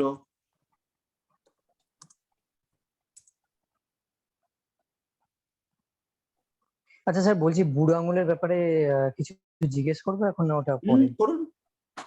আচ্ছা, বলছি বুড়ো আঙুল যেটা, এটা তো আমাদের মানসিকতা অনেকটা নির্দেশ করে। যেমন বলা হয় যে যেটা হচ্ছে গদাকৃতি, যেটা বলা হয় বুড়ো আঙুল, যে গদার মতো অনেকটা ফোলা টাইপের। হ্যাঁ, তো ওই ধরনের বুড়ো আঙুল সাধারণত দেখা যায় যে এরা প্রচন্ড হট করে মাথা গরম করে ফেলে এবং মেরে টেরে দেয়, এরকম একটা ব্যাপার। কাইন্ড অফ মানে এদের মধ্যে নেচারটাকে, এটা খুবই কম দেখা যায়। মানে আমি সত্যি কথা বলতে, আমি আজ অব্দি লাইফে দুজনের হাতে দেখেছিলাম, তো ওরা এমনি শান্ত, কিন্তু রেগে গেলে চন্ডাল, পুরো মানে মেরে ফেলে দেবে, এরকম একটা ধাক্কা বাক্কা মেরে দেবে, এই করে দেবে। হ্যাঁ, এরকম একটা ব্যাপার। ওই বুড়ো আঙুলের মাথাটা যেটা না, সেটা গদার মতো হয়, পুরো একদম মোটা টাইপের এইরকম। এবং তার সাথে যদি দেখা যায় যে হাতের করতলটা ওরকম একটু লাল টাইপের, ঠিক আছে, মঙ্গল দ্বারা প্রভাবিত বা এরকমও যদি দেখা যায়, তাহলে সেই ক্ষেত্রে তো আরো এই টেন্ডেন্সি অনেকটা বেশি হয়ে যায় তাদের ক্ষেত্রে, দেখেছি। জেনারেলি ওই ধরনের হাতেই থাকে। তো এরা হচ্ছে কি একটু স্থূল বুদ্ধি সম্পন্ন হয়। হ্যাঁ, স্থূল বুদ্ধি সম্পন্ন। এবার প্রশ্নটা হচ্ছে, কেন এরা স্থূল বুদ্ধি সম্পন্ন? এইটার কারণে বুড়ো আঙ্গুলটাকে আমাদের একটু ভাঙতে হবে।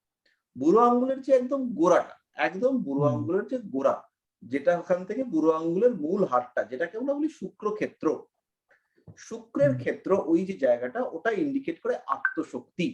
শুক্রের যে পার্সোনাল কোয়ালিটি আছে সেগুলো তো আছেই। এরপরে বুড়ো আঙ্গুলের 3টে বা 2টো পর্ব দেখতে পাওয়া যায়। তো বুড়ো আঙ্গুলটাকে মোটামুটি ওই দাগ দেখে আমরা 3টে পর্বে ভাগ করতে পারি। প্রথম যে পর্বটা নিচের দিক থেকে, প্রথম পর্ব, এই পর্বটার নাম হচ্ছে রতি, রতির ক্ষেত্রটা। রতি মানে আমরা সবাই জানি। তারপরের যে পর্ব, দ্বিতীয় পর্ব, এর নাম হচ্ছে বিচার। আর তৃতীয় পর্ব, তার নাম হচ্ছে ইচ্ছা শক্তি। তাহলে এই যে 3টে পার্ট, ইচ্ছা, বিচার, কামনা, যৌনতা এবং তার নিচে আত্মশক্তি, এদের মধ্যে এরা আমাদের আত্মার সরি জাগতিক প্রকাশকে ইন্ডিকেট করে। এবার এইটা যখন ইমব্যালেন্স হয়ে যায়, তখন কখনো রতি আনকন্ট্রোলড হয়, কখনো বিচার 0 হয়ে যায়, ইচ্ছা শক্তি বেড়ে যায়। তো এইরকম টাইপের যখন হয়, তো গদার মতো, থামের মতো, স্প্যাচুলেটেড, যেরকম বলি উপরের দিকটা অ্যাবনর্মাল, বুড়ো আঙ্গুলের উপরের দিকটা হচ্ছে অ্যাবনর্মাল, সোজা কথা, তখনই হচ্ছে গিয়ে তার যে সেন্সেশন, তার যে ইন্দ্রিয়জ ক্ষমতা, প্রবণতা, সেগুলো বিকৃত হয়ে যায়। তখন সেই মানুষটা টেন্সড হতে থাকে এবং তার মধ্যে রিয়্যাক্ট করবার টেন্ডেন্সি বাড়ে। এবার এই মানুষগুলোর যেটা হয়, তাদের হচ্ছে বিচার পর্বটা খুব ছোট হয়ে যায়, ফলে তাদের মধ্যে যে অ্যানালাইসিস করবার ক্ষমতা, সেটা নষ্ট হয়ে যায়। ফলে যা হলো না হলো একটা রিয়্যাক্ট করতে শুরু করে।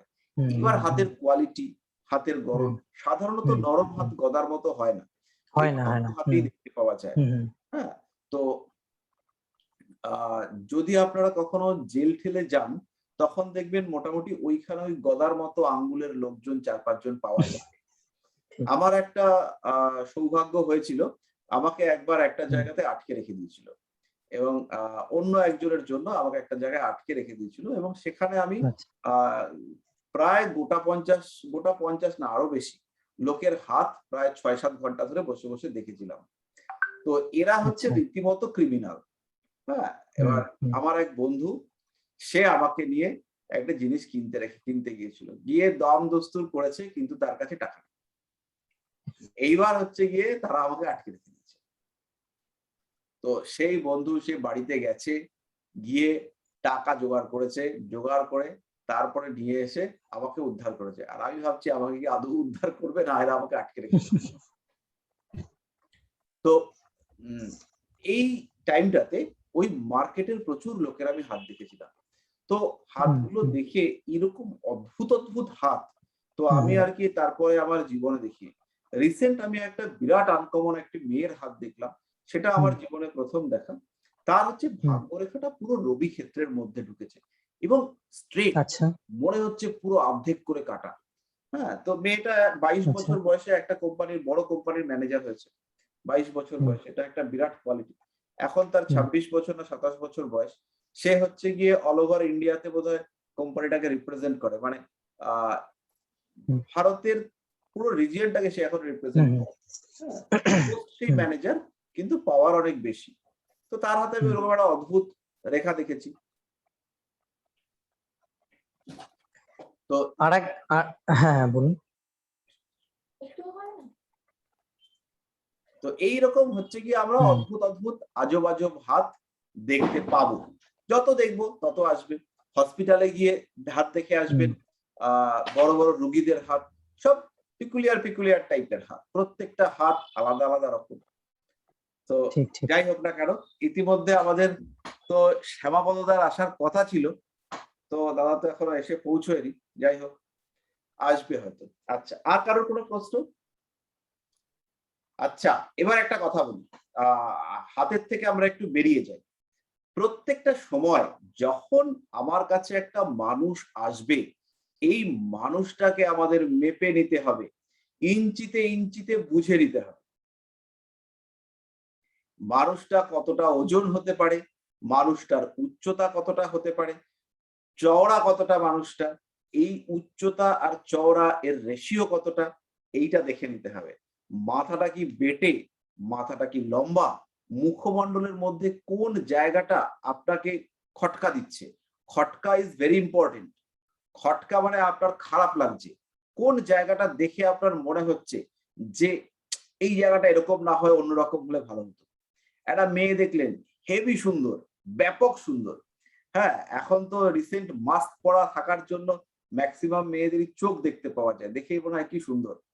তারপরে মাস্কটা খুললে পরে নাক আর দাঁত বেরিয়ে পড়ে, তখনই হচ্ছে গিয়ে হয়ে যায় জটিলতা। এইবার কোন জায়গাটা অন্যরকম হলে ভালো লাগতো, এই ব্যাপারটা রিয়ালাইজ করবেন যে কোন জায়গাটা আপনার মনে দাগ কাটছে। এই জায়গাটা আপনাকে অনেক কিছু বলে দেবে। এবং লোকটাকে কি বলবেন, সামনের লোকটাকে কোন গ্রহটাকে নিয়ে ধরবেন, আপনাদের যে কাউন্সিলিং করবেন, আমরা তো কাউন্সিলর, আমরা হচ্ছে গিয়ে অ্যাস্ট্রোলজি ওরিয়েন্টেড কাউন্সিলিং করি। কোন গ্রহটাকে ধরলে এই মানুষটাকে আপনি পেনিট্রেট করতে পারবেন সেইটা আপনাকে রিয়ালাইজ করতে হবে। যে ধরুন রবির লোক, তাকে যদি আপনি শনি দিয়ে ধরেন তাইলে সে কিন্তু আপনার কথায় মোটে খুশি হবে না। যে আপনার রবির লোক, তাকে আপনি শুক্র দিয়ে ধরুন, তার হচ্ছে গিয়ে সে এসছে আপনার কাছে প্রশংসা শুনতে। যে হচ্ছে শনির লোক, সে এসছে আপনার কাছে সহানুভূতি খুঁজতে, তখন আপনাকে চন্দ্রে কনভার্ট করতে হবে নিজেকে। যে হচ্ছে বৃহস্পতির লোক, সে এসছে আপনার কাছে প্রশংসা শুনতে, তাকে আপনার প্রশংসা করতে হবে।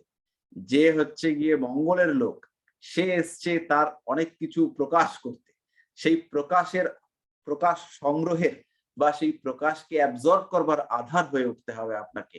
তখন আপনি পাত্র, তখন আপনি কন্টেনার হয়ে উঠতে হবে। এবার এই যে রিপ্রেজেন্টেটিভ, ওই সামনের মানুষটার রেসপেক্টে আপনি আপনার গ্রহ সঞ্চারকে পরিবর্তন করতে যদি পারেন, তখনই আপনি একজন তুখোর অ্যাস্ট্রোলজার হয়ে উঠবেন এবং আপনার প্রেডিকশন তখন কথা বলবে, কারণ উনি ওনার ভাইব্রেশন আপনাকে রিলিজ করতে চাইবেন। আপনি দেখবেন কিছু কিছু মানুষের ক্ষেত্রে যা বলেন সব মিলে যায়, আর কিছু কিছু মানুষের ক্ষেত্রে আপনি নিজের মাথার চুল টানা হেঁচড়া করছেন কিন্তু কিছু মেলাতে পারছেন না, যা বলছেন কিছুই মিলে না। তখনই আমাদের মতন অবস্থা হবে, সামনের দিক ফাঁকা,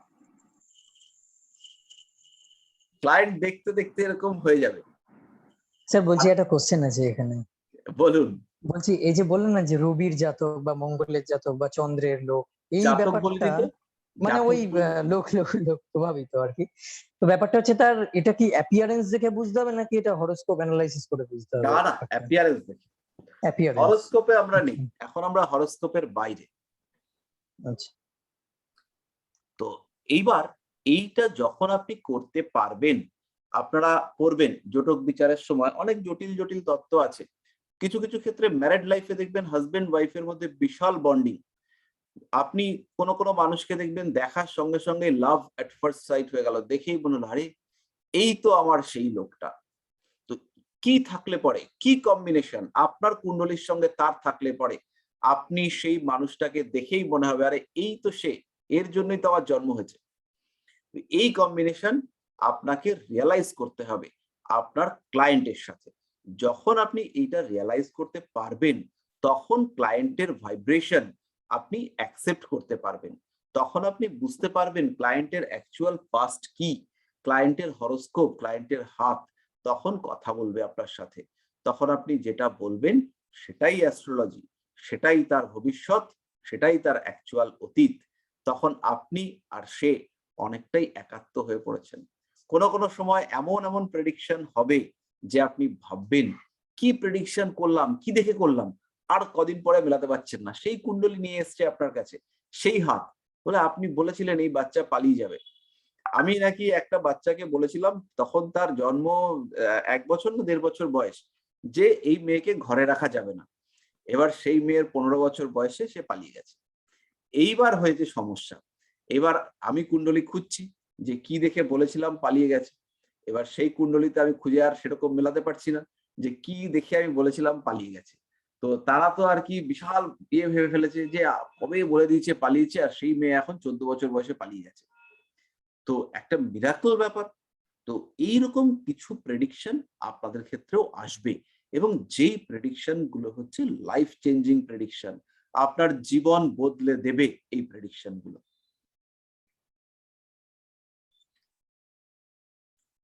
যাই হোক, আমরা মোটামুটি হস্তরেখার একদম বেসিক ফান্ডামেন্টাল পার্ট হচ্ছে গিয়ে করলাম, নখের সম্পর্কেও আমরা জানলাম। এবার হাতের বিভিন্ন অংশ সম্পর্কে আমাদের জানতে হবে। আমরা দুদিন হচ্ছে গিয়ে হাতের ওপর পড়াশোনা করব, তারপরে আমরা প্রবেশ করব আমাদের কররেখায়, হাতের রেখা, সেই বিষয়টাতে আমরা ঢুকবো। দুদিন দুটো ক্লাস আমরা এই সমস্ত নিয়ে পড়ব। এগুলো খুব বেশি ইন্টারেস্টিং হয় না, যে একটু বোরিং টাইপের। তাও আমরা আর কি চেষ্টা করব যে যদি আপনাদের ভালো লাগে। এগুলো খুব বোরিং সাবজেক্ট। এই হাতের গড়ন, হাতের গঠন, চৌকো না ডিমের মতো, তার থেকে আগে আগে রেখাগুলো বলে দেবে, এখান থেকে শিরোরেখাটা এখানে গেলে পরেই এই হয়ে যাবে। তো আপনারা যে হস্তরেখা আগে শিখেছেন, সেই হস্তরেখার সঙ্গে অনেকটাই পরিবর্তন আসবে। আমাদের যখন ক্লাস শেষের দিকে যাবে তখন আপনারা রিয়ালাইজ করবেন যে তার সঙ্গে অনেক পরিবর্তন আসবে। যেমন হস্তরেখায় মাঙ্গলিক বিচার, হাতের রেখা থেকে আপনারা রিয়ালাইজ করতে পারবেন বাড়িতে বাস্তু দোষ আছে কিনা। হাতের দেখে আপনি রিয়ালাইজ করতে পারবেন যে আপনার উপর কুনজর পড়েছে কিনা কারো। তো এই সমস্ত বিষয়গুলো আপনারা রিয়ালাইজ করতে পারবেন। যেমন হচ্ছে গিয়ে বিবাহ রেখা, বিবাহ রেখা দেখে বলতে পারবেন না বিয়ে কেমন হয়েছে, বিয়েতে গন্ডগোল আছে কিনা। গন্ডগোল বিবাহ রেখা থেকে বললে পরে মিলবে না, তখন আপনাকে অন্য রেখা খুঁজতে হবে।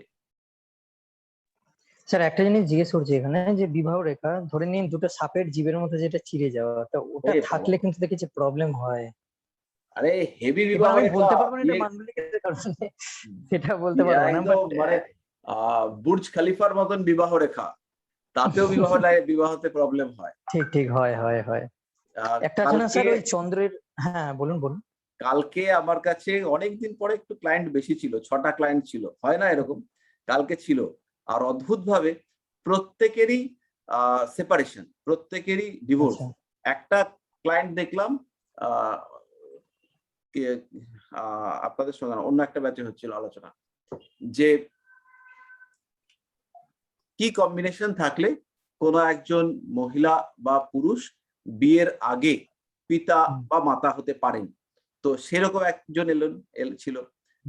আর একটা হাত দেখলাম, হাত না ছক দেখলাম, সেই মেয়েটির একজনের সঙ্গে বিয়ে হয়ে গেছে, সেই ভদ্রলোক মানে মেয়েটির যার সঙ্গে বিয়ে হয়েছে সেই ভদ্রলোক বিয়ের পরে বলছে, আমি আমার বাবা মাকে পই পই করে বললাম আমার সাথে একটা ছেলের বিয়ে দাও।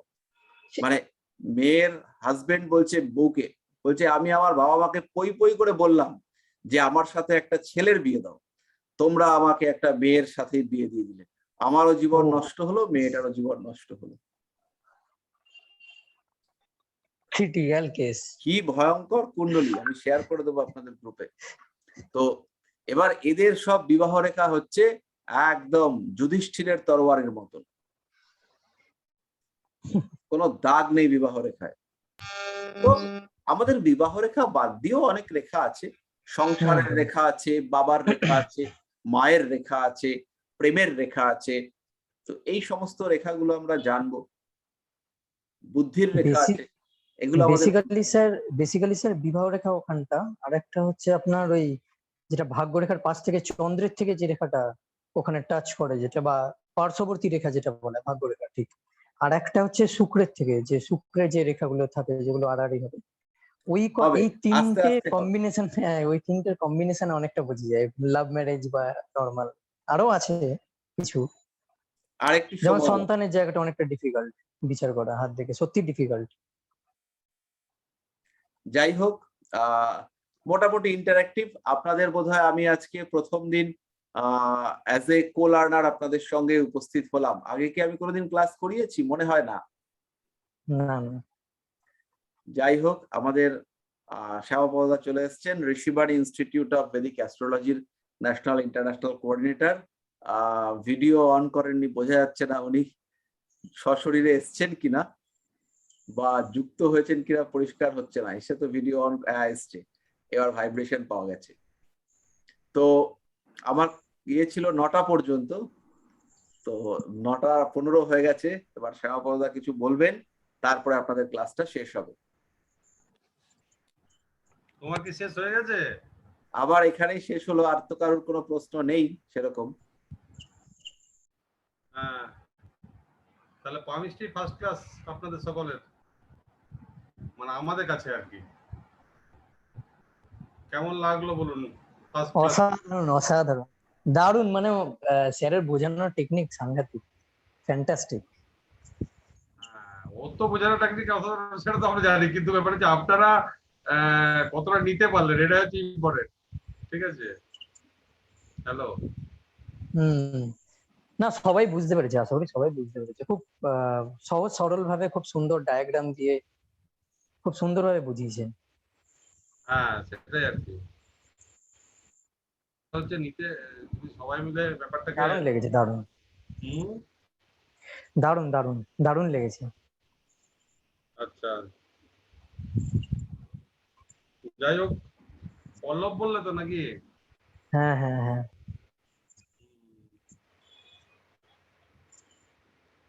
তাহলে আমরা একটা করে একটা ধাপ এগোলাম আর কি। একটা ধাপ বলতে শুধু অ্যাস্ট্রো পার্টটা নিয়ে ম্যাডাম এতদিন পর্যন্ত করছিলেন আপনাদের সাথে। এরপরে শান্তনু আসলো পামিস্ট্রি নিয়ে, পরে আরো বাস্তু আমরা ইনক্লুড করব। এইভাবেই চলবে আমাদের একটা বছর, সামনের একটা বছর। তো এটা একটা পার্ট গেল। 2 নাম্বার হচ্ছে যে এক্সাম, অনেকদিন ধরে শুনছেন এক্সাম, এখনো পর্যন্ত আপনাদের কাছে কোশ্চেন পেপারটা পৌঁছায়নি। না না, আজকে দিয়ে দেবে নাকি? হ্যালো, জয় শ্রীকৃষ্ণ ভাইয়া। হ্যাঁ অবশ্যই আজকে ক্লাস হওয়ার পর ওটা পোস্ট হয়ে যাবে। আচ্ছা, ঠিক। তাহলে আপনাদের ম্যাডাম বলে দিয়েছে যে আজকে ক্লাসটা শেষ হওয়ার পরে ওটা পোস্ট করে দেওয়া হবে, এবং যথারীতি যেটা আমাদের রুল, আগামী 3 দিন আপনারা টাইম পাবেন। যদি আজকে হয়, আজকে ওরা দিয়ে দেয় গ্রুপে নয়না বা প্রান্তিক, তাহলে আজকে হচ্ছে মানডে, তাহলে টিউসডে, ওয়েডনেসডে, থার্সডে পর্যন্ত মনে হয় ওরা টাইম দেবে আপনাদেরকে। ওটা ওরাই আপনাদেরকে বুঝিয়ে দেবে ওখানে গ্রুপে, একটা নোটিশও দিয়ে দেবে যে কখন কি নিতে হবে, না সাবমিট করতে হবে, না করতে হবে। আশা করব আপনারা এটাকে পজিটিভলি নেবেন এবং ভালোভাবে আনসার গুলো দেবেন। খুব সহজ, আমি যেটুকু দেখেছি কোশ্চেন পেপারটা, তারা কিন্তু খুব জটিল কোশ্চেন হয়নি, কোশ্চেন পেপার গুলো খুব সহজ হয়েছে। তো সেই কোশ্চেন পেপারটা যেহেতু সহজ হয়েছে, সেই জন্য একটু ব্রিলিয়েন্ট আনসার সবার কাছে আশা করি, বিশেষত যেগুলো শর্ট আনসার। আমি একটা কথাই বলবো যে শর্ট কোশ্চেন যেগুলো আছে, যেখানে 1 মার্কসের কোশ্চেন, সেটা হয় খুব টাফ, না হলে খুব ইজি। মানে কেন বলছি টাফ আর কেন বলছি ইজি, পেলে একই পাবেন, না হলে 0 পাবেন। তো এই যে পেলে 1 না হলে 0, ইদার 100% বা 0%, এটা কিন্তু একটু চাপের বিষয়।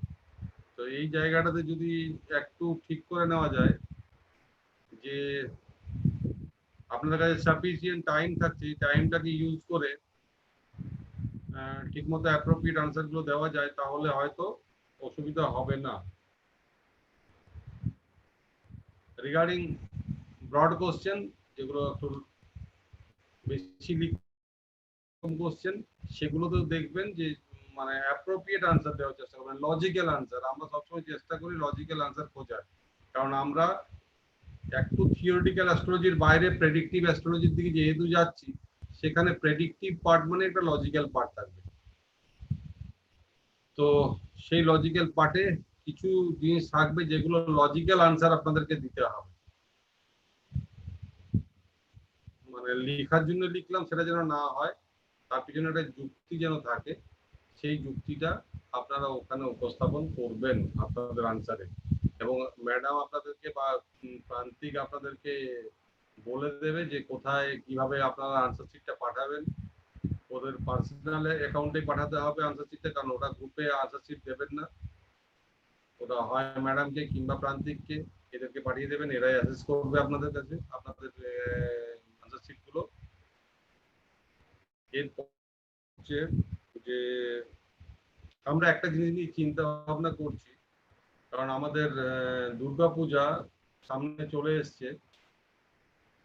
তো এই পুজোর ছুটিতে একটু সামান্য একটা প্ল্যান করছিলাম শান্তনুতে আমাদের বসে,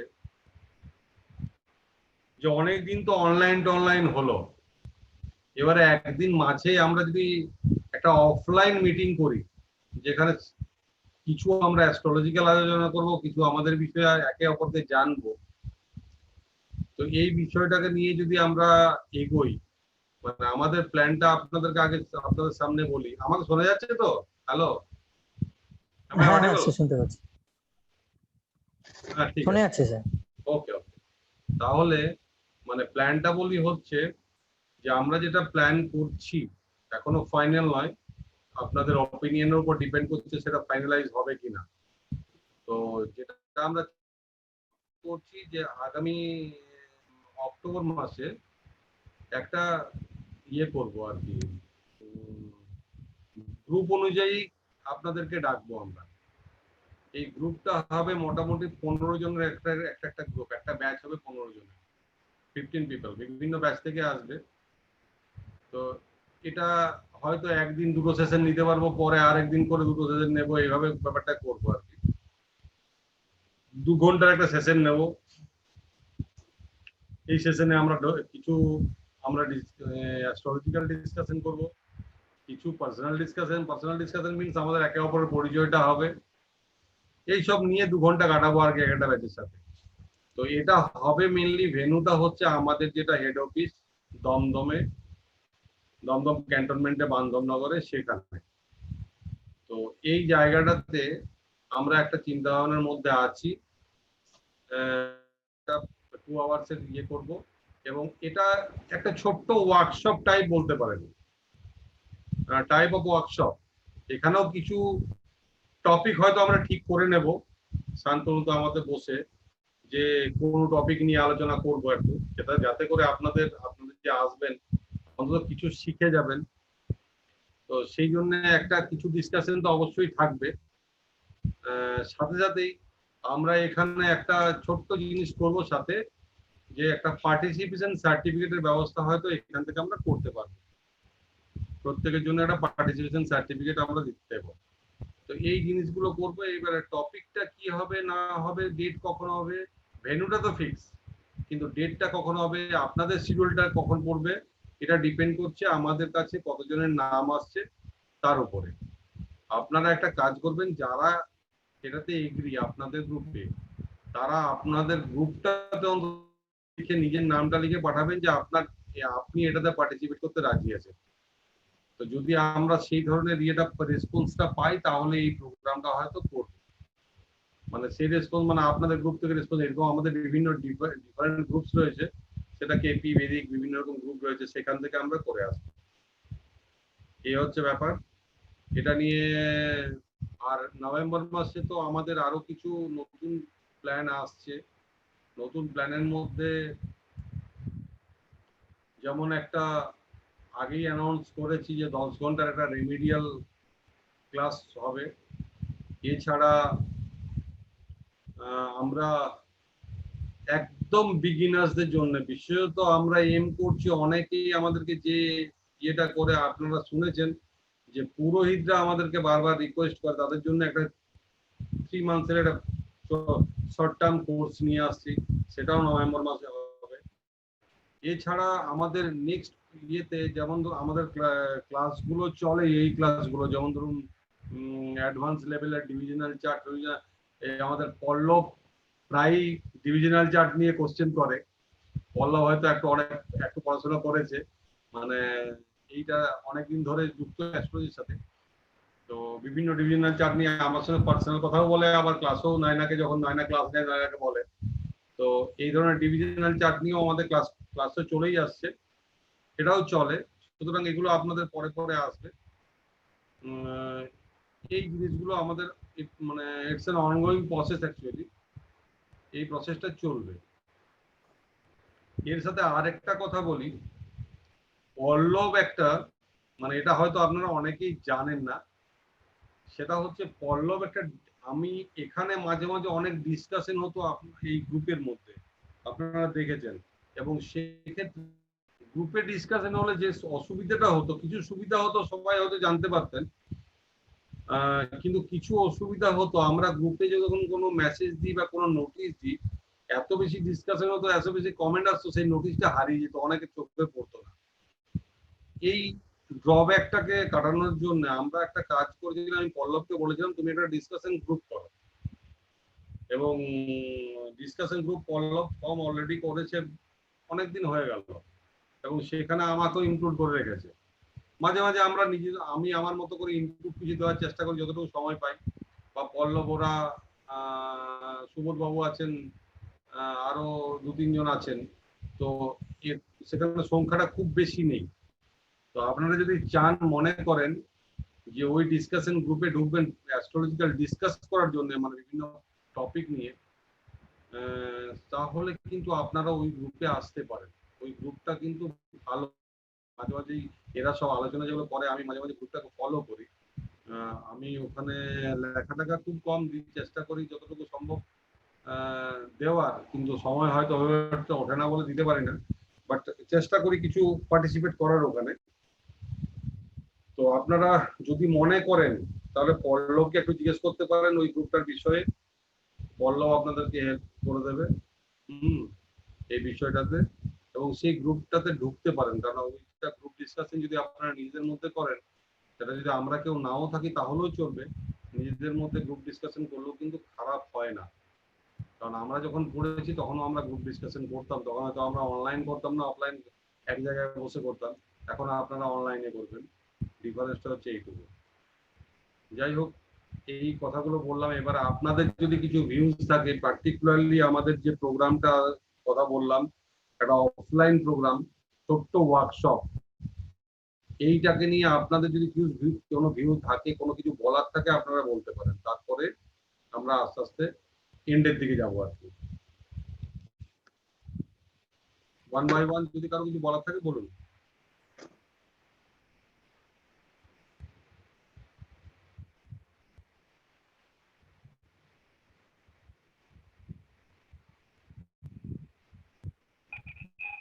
হ্যালো। হ্যাঁ স্যার, হ্যাঁ বলুন। বলছি যে হ্যাঁ, একদিন মানে সবাই মিলে এক জায়গায় হলে তো সুবিধেই হয়, কারণ আমরা সবাই সবাইকে চিনতে পারি, আমরা তো সব মানে ছায়ার মতো পিছনেই রয়েছি। কে বলছেন একটু বলুন। আমি চন্দ্রানী বলছি। আচ্ছা আচ্ছা, চন্দ্রানী ম্যাডাম বলুন বলুন। হ্যাঁ, বলছি যে দাঁড়া, অন হচ্ছে না। বলছি যে একদিন মানে সবাই মিলে একসাথে হলে তো ভালোই হয়, কারণ আমরা তো কেউ কাউকে চিনিও না ঠিক মতন, সবাই তো ছায়াতেই রয়েছি।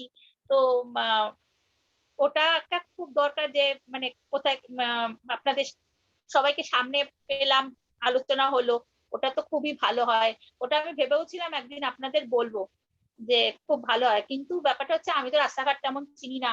হ্যাঁ, যেটাই করবেন সেটা একটা ছুটির দিন এবং দিনের বেলা হলে সুবিধা হয় এই আর কি। হ্যাঁ, দিনের বেলা তো হবে, আমি থাকি দুর্গাপুরে, আমাকে যেতে হবে আর ফিরতে হবে। হ্যাঁ সেটাই। আমাকে আগে আমার ব্যবস্থাটা আমাকে নিজে করতে হবে, তো আমি অনেকটা দূরে থাকি, চিন্তা নেই, ঠিক আছে? তো সেই জন্য অবশ্যই দিনের বেলা হবে, এটা নিতে কোনো মানে প্রশ্নই নেই। আর 2 নাম্বার হচ্ছে সবাই মিলে মিলতে হয়তো পারবো না, কারণ আমাদের ওই যে বললাম 15 জনের একটা বেরিয়ার আছে, কারণ এখন সবকিছু রেস্ট্রিকশন, এখনো পর্যন্ত রেস্ট্রিকশনটা বর্তমান। হ্যাঁ হ্যাঁ, না ক্লাসের যারা আছেন তাদের তো আমরা মানে সবাই পিছনেই থাকেন, কারোরই ক্যামেরা অন থাকেও না, কাউকে চিনি না। প্লাস আপনাদের তো যারা আর কি শিক্ষক, তাদেরও কাউকে আমরা ঠিক মতো চিনি না, মানে আমি আমার কথা বলছি, চিনি না। হ্যাঁ, এই আপনাকে দেখি আর শান্তনু স্যারকে আর প্রান্তিক স্যারকে ওই পিছনেই দেখেছি, মুখটা কখনো দেখিনি। আর নায়না ম্যাডাম, এই কজন সবসময় যে থাকে ম্যাডাম, তাকে তো সবসময় দেখেন আমাদের। ওইটাই বললাম তো, ম্যাডামকেই শুধু দেখেছি। তো সেটাই বলছি যে সবাই মিলে একসাথে হলে কি এটা আছে না, কেমন একটা হয়ে গেছে সব অফলাইন মানে অনলাইন অনলাইন হয়ে গেছে না, এইরকম তো কোনোদিনও হয়নি, এই এখনই হয়েছে। তো ওই জন্য বললাম একদিন ক্লাস মানে একসাথে কোনো একটা, আপনাদের তো একটা জায়গা আছে, ইনস্টিটিউট আছে, সেখানে হলে তো খুবই ভালো হয়, সবাইকে একটু চিনতে পারি। বলে তো আমাদের অফিসেই করতে হবে না, ব্যাপারটা হচ্ছে সেই করতে হবে আমাদের ওখানেই। আর 2 নম্বর হচ্ছে যে এটাকে মানে একটা গেট টুগেদারও বলতে পারেন, আবার একসাথে একটা ওয়ার্কশপও বলতে পারেন, সবই হবে। মানে আমরা যখন থাকবো তখন কিছু তো আলোচনা হবে আমাদের অ্যাস্ট্রোলজিক্যাল ডিসকাশন, হ্যাঁ, হুম। আর সাথে সাথে আমাদের একে অপরের সাথে পরিচয়টা হবে আর কি। হ্যাঁ, ওটাই। ওটা হ্যাঁ, হলে খুবই ভালো আমরা হয়। আমরা তো সবাই পরিচয়টা হচ্ছে ভার্চুয়াল, সামনাসামনি হ্যাঁ, পরিচয় তো কারোর সাথে এটা হয়নি। একটা কি বিচ্ছিরি একটা ব্যাপার, মানে সেই মানে এই মানে আমার কাছে ভালো লাগে না, সোজা কথা। কি বলবো আর বলুন, সবই যেন এখন ঘরের মধ্যে বসে, একদিকে ভালো হয়েছে যে ঘরের মধ্যে বসেই সবকিছু, হ্যাঁ, আর আমিও তেমন রাস্তাঘাট চিনি না ভালো, কিন্তু যেন মনে হয় সব ছায়া ছায়া ব্যাপারটা আর কি হয়ে গেছে। তো একদিন মিললে ভালোই লাগে, ভালোই হবে আর কি, যাই হোক, সেটাই বলবো। আপনারা যারা কিছু বলতে চাইছেন আরো বলুন, আপনাদের যাদের আর একটা কথা স্যার বলছি যে চন্দ্রানী ম্যাডাম দুর্গাপুজো স্যার বন্ধ থাকবে তো? ভিউ দিলেন। হ্যাঁ বলছি দুর্গাপুজো, হ্যাঁ, দুর্গাপুজোর মধ্যে তো হবে না, পড়লে হলে না দুর্গাপুজোর না পরে। বলছি দুর্গাপুজো এমনি ক্লাস বন্ধ থাকবে তো, সেটাই বলছি। হ্যাঁ, দুর্গাপুজোর ক্লাস আমি নোটিশ দিয়ে দেবো আপনাদেরকে। হ্যাঁ, ওটা হলে খুবই। আমি অক্টোবরের শিডিউলটা দু একদিনের মধ্যে, মানে এন্ড অফ দিস মান্থ আমি দিয়ে দেবো আপনাদেরকে, ঠিক আছে? ঠিক আছে। হ্যাঁ, অক্টোবর দিয়ে দেবো। হ্যাঁ, অমরনাথ বাবু লিখছেন যে লক্ষ্মী পুজোর পরে হলে ভালো হতো। হ্যাঁ, লক্ষ্মী পুজোর পরে যদি, আমি চেষ্টা করছি আপনাদেরকে ভিডিওটা নিয়েই দেবো, কারণ এবারে লক্ষ্মী পুজোর পরের ব্যাপারটা নিয়ে এখন আমরা ডেটটা যেহেতু ফিক্স করিনি, সুতরাং ডেটটা নিয়ে আমরা চিন্তা ভাবনা অবশ্যই করব। এবারে এটা আমাদের বিষয়ের মধ্যে থাকবে। আর একটা ডেটে হয়তো হবে না, কারণ আমাদের যা নাম্বার অফ স্টুডেন্টস রয়েছে, আমরা যদি 15 জনের গ্রুপ করে একদিনে হয়তো দুটো করতে পারবো, দুটো সেশনে বেশি করতে পারবো না, মানে 2 ঘন্টা করে 4 ঘন্টার বেশি সেশন করতে পারবো না। তাহলে আমাদেরকে আরো অল্টারনেটিভ ডেট দেখতেই হবে। তো একটা ডেট হয়তো কখনো হলো, পরে আর একটা ডেট করবো, সেরকম হতেই পারে আর কি। ঠিক আছে? আর কিছু? হ্যাঁ স্যার, আপনি তো বলছেন আপনার দুর্গাপুরে বাড়ি। দুর্গাপুর তো মোটামুটি কলকাতা থেকে সামনে, আমি তো বাঁকুড়া থেকে 35 কিলোমিটার দূরে। আর কে বলছেন বলুন? বাবু বলছি, হ্যাঁ, বাবু বলছি। নামটা সুবোধ, বলুন। হ্যালো, সুবোধ চন্দ্র পাঠক, সুবোধ। হ্যাঁ, আপনি কোথায় থাকেন? আমি বাঁকুড়া থেকে 35 কিলোমিটার দূরে একটা গ্রামে। না, আপনার জায়গাটা বলুন না। ফুলকুসমা সালডিয়া কলেজের সামনে। শালডিয়া কলেজের সামনে? হ্যালো, হ্যাঁ হ্যালো, সালডিয়া কলেজের সামনে। আচ্ছা, শালডিয়া কলেজের সামনে, আচ্ছা বুঝেছি। তাহলে মানে জোরদা শালডিয়া তো? হ্যাঁ জোরদার সালডিয়া, আপনি তো সব জানেন দেখছি। হ্যাঁ, আমি মোটামুটি সব জানি, পশ্চিমবঙ্গের জিওগ্রাফিটা ম্যাপটা ভালোই বুঝি আর কি। যাই হোক, ঠিক আছে। তো এবার ব্যাপারটা হচ্ছে, মানে জোরদা আপনি আমার বাড়ি চলে এসেছেন, জোরদা থেকে 3 কিলোমিটার। হ্যাঁ বুঝেছি বুঝেছি বুঝেছি। তো যাই হোক, ব্যাপারটা হচ্ছে ফুলকুসমা, আপনি যদি জোরদা শালডিয়াতে থাকেন, তাহলে মর্নিং সেশন হয়ে গেলে আপনার মনে হয় খুব একটা প্রবলেম হবে না, হাওড়া থেকে ট্রেন পেয়ে যাবেন বাঁকুড়া। হ্যালো, না না, আমি বাসে গেলেও পৌঁছে যাবো। বাসে গেলে তো আপনি পেয়ে যাবেন, আপনি বাংলা পর্যন্ত তো আরামে চলে যেতে পারবেন। না না, আমাদের জোরদা দিয়েই বাস যায় সকালে। হ্যাঁ, জোরদা থেকে বাস যায়। হ্যাঁ ঠিক আছে, জোরদা দিয়ে বাস যায়। আপনার কমিউনিকেশন খাগড়া বাস দিয়ে বাংলা চলে যেতে পারবেন, শুধু আপনার কমিউনিকেশন টাফ হবে না। ঠিক না আছে? না, সমস্যা কিছু নেই।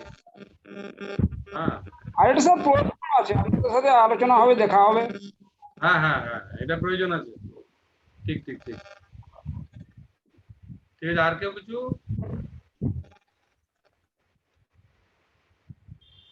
ও স্যার, হ্যালো। হ্যাঁ, বলো বলো। হ্যাঁ, বলছি স্যার কিছু একটা মানে ছোটখাটো কিছু একটা টপিক নিয়ে একটু বলুন না স্যার। হ্যালো, হ্যাঁ, বলছি কোন একটা ছোটখাটো টপিক নিয়ে একটু বলুন না। এনিথিং। টপিক নিয়ে এখন বলবো? হ্যাঁ, একটু একটু আচ্ছা, এনিথিং। টপিক দিয়ে বলবো, বলো। আচ্ছা, D1 দেখে শুধুমাত্র D1 এর উপর ভিত্তি করে হ্যাঁ? একজন, আচ্ছা, বলছি একটা একজন জিনিস আমি তোমাদেরকে ছোট্ট করে বলি। হ্যাঁ, আমরা যে জিনিসগুলোকে ভয় পাই খুব, হ্যাঁ, যে ভাবটাকে খুব ভয় পাই, বলি মৃত্যু ভাব, তাই তো? হ্যাঁ, কোনটাকে হ্যাঁ। বলি? শুনে আছে। হ্যাঁ, হ্যালো, 8 হাউস। হ্যালো। 8 হাউস। 8 হাউসের কিছু পজিটিভিটি আছে কি? হ্যাঁ 8 হাউসের হ্যাঁ স্যার, পজিটিভ আছে তো। কিছু তো আছেই। হ্যাঁ, সেটাই তো জানতে, একটু বলুন, আমি শেয়ার করি। এখানে আলোচনা চলছে, আমি পড়াচ্ছি তা নয়, ঠিক আছে? আপনাদের কাছ থেকে একটু শুনি, আমিও কিছু বলবো। হ্যাঁ স্যার, 8 হাউসের পজিটিভিটি তো আছেই। হ্যাঁ, সেটা কি একটা দুটো বলুন।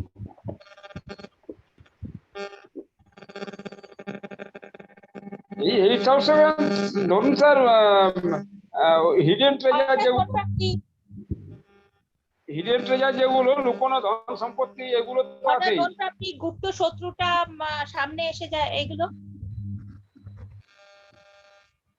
দুজন বলছেন, বুঝতে পারছি না, একজন বললাম হঠাৎ ধন প্রাপ্তিটা, ওটাও হ্যাঁ। তো একটা পজিটিভিটি, আর একটা হচ্ছে আপনার গুপ্ত শত্রু জানা যায়, ওটাও। হ্যাঁ, তারপরে আকস্মিক পরিবর্তন যেটা, সেটাও তো হঠাৎ করে যেটা পরিবর্তন হয়, সেটাও তো মানে পজিটিভিটি তো মনে হয়। আমি আমি আমার ইয়েতে বললাম আর কি। স্যার আমাদের সাবজেক্টটাও তো 8 হাউস থেকে বিচার হয়। কে বলছে?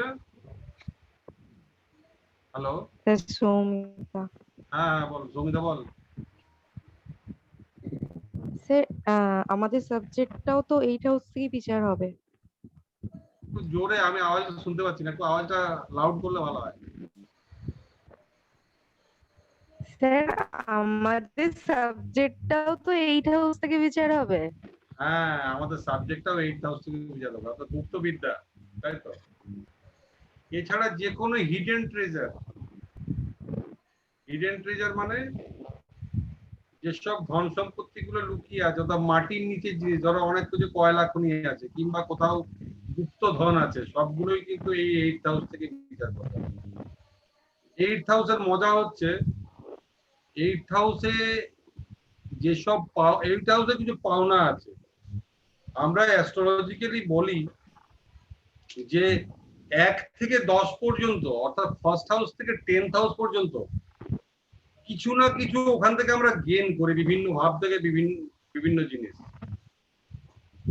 আর 12th হাউসে কিছু ব্যয়, এরপরে এটা প্লাস মাইনাস করে যেটা থাকে সেটা হচ্ছে 11th হাউস। ঠিক আছে? অর্থাৎ এই যে 8th হাউস, এখানেও কিছু গেইন করি, কিন্তু এই গেইনটা কিরকম গেইন না, গেইন উইদাউট এফার্ট।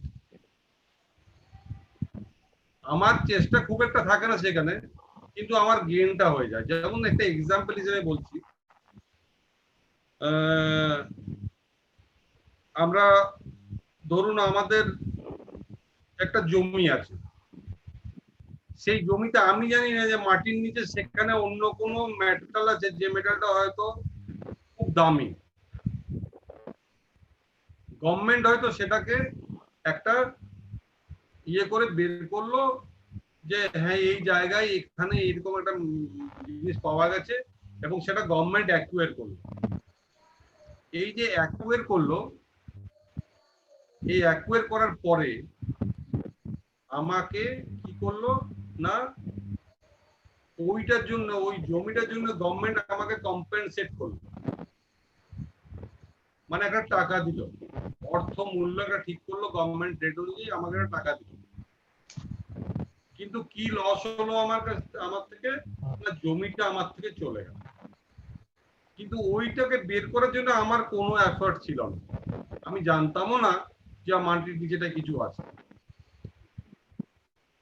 যেমন ধরুন লেগেসি, আমরা বলি লেগেসি হচ্ছে উত্তরাধিকার সম্পত্তি, উত্তরাধিকার সূত্রে সম্পত্তি। এই লেগেসিটা আমরা কখন পাই?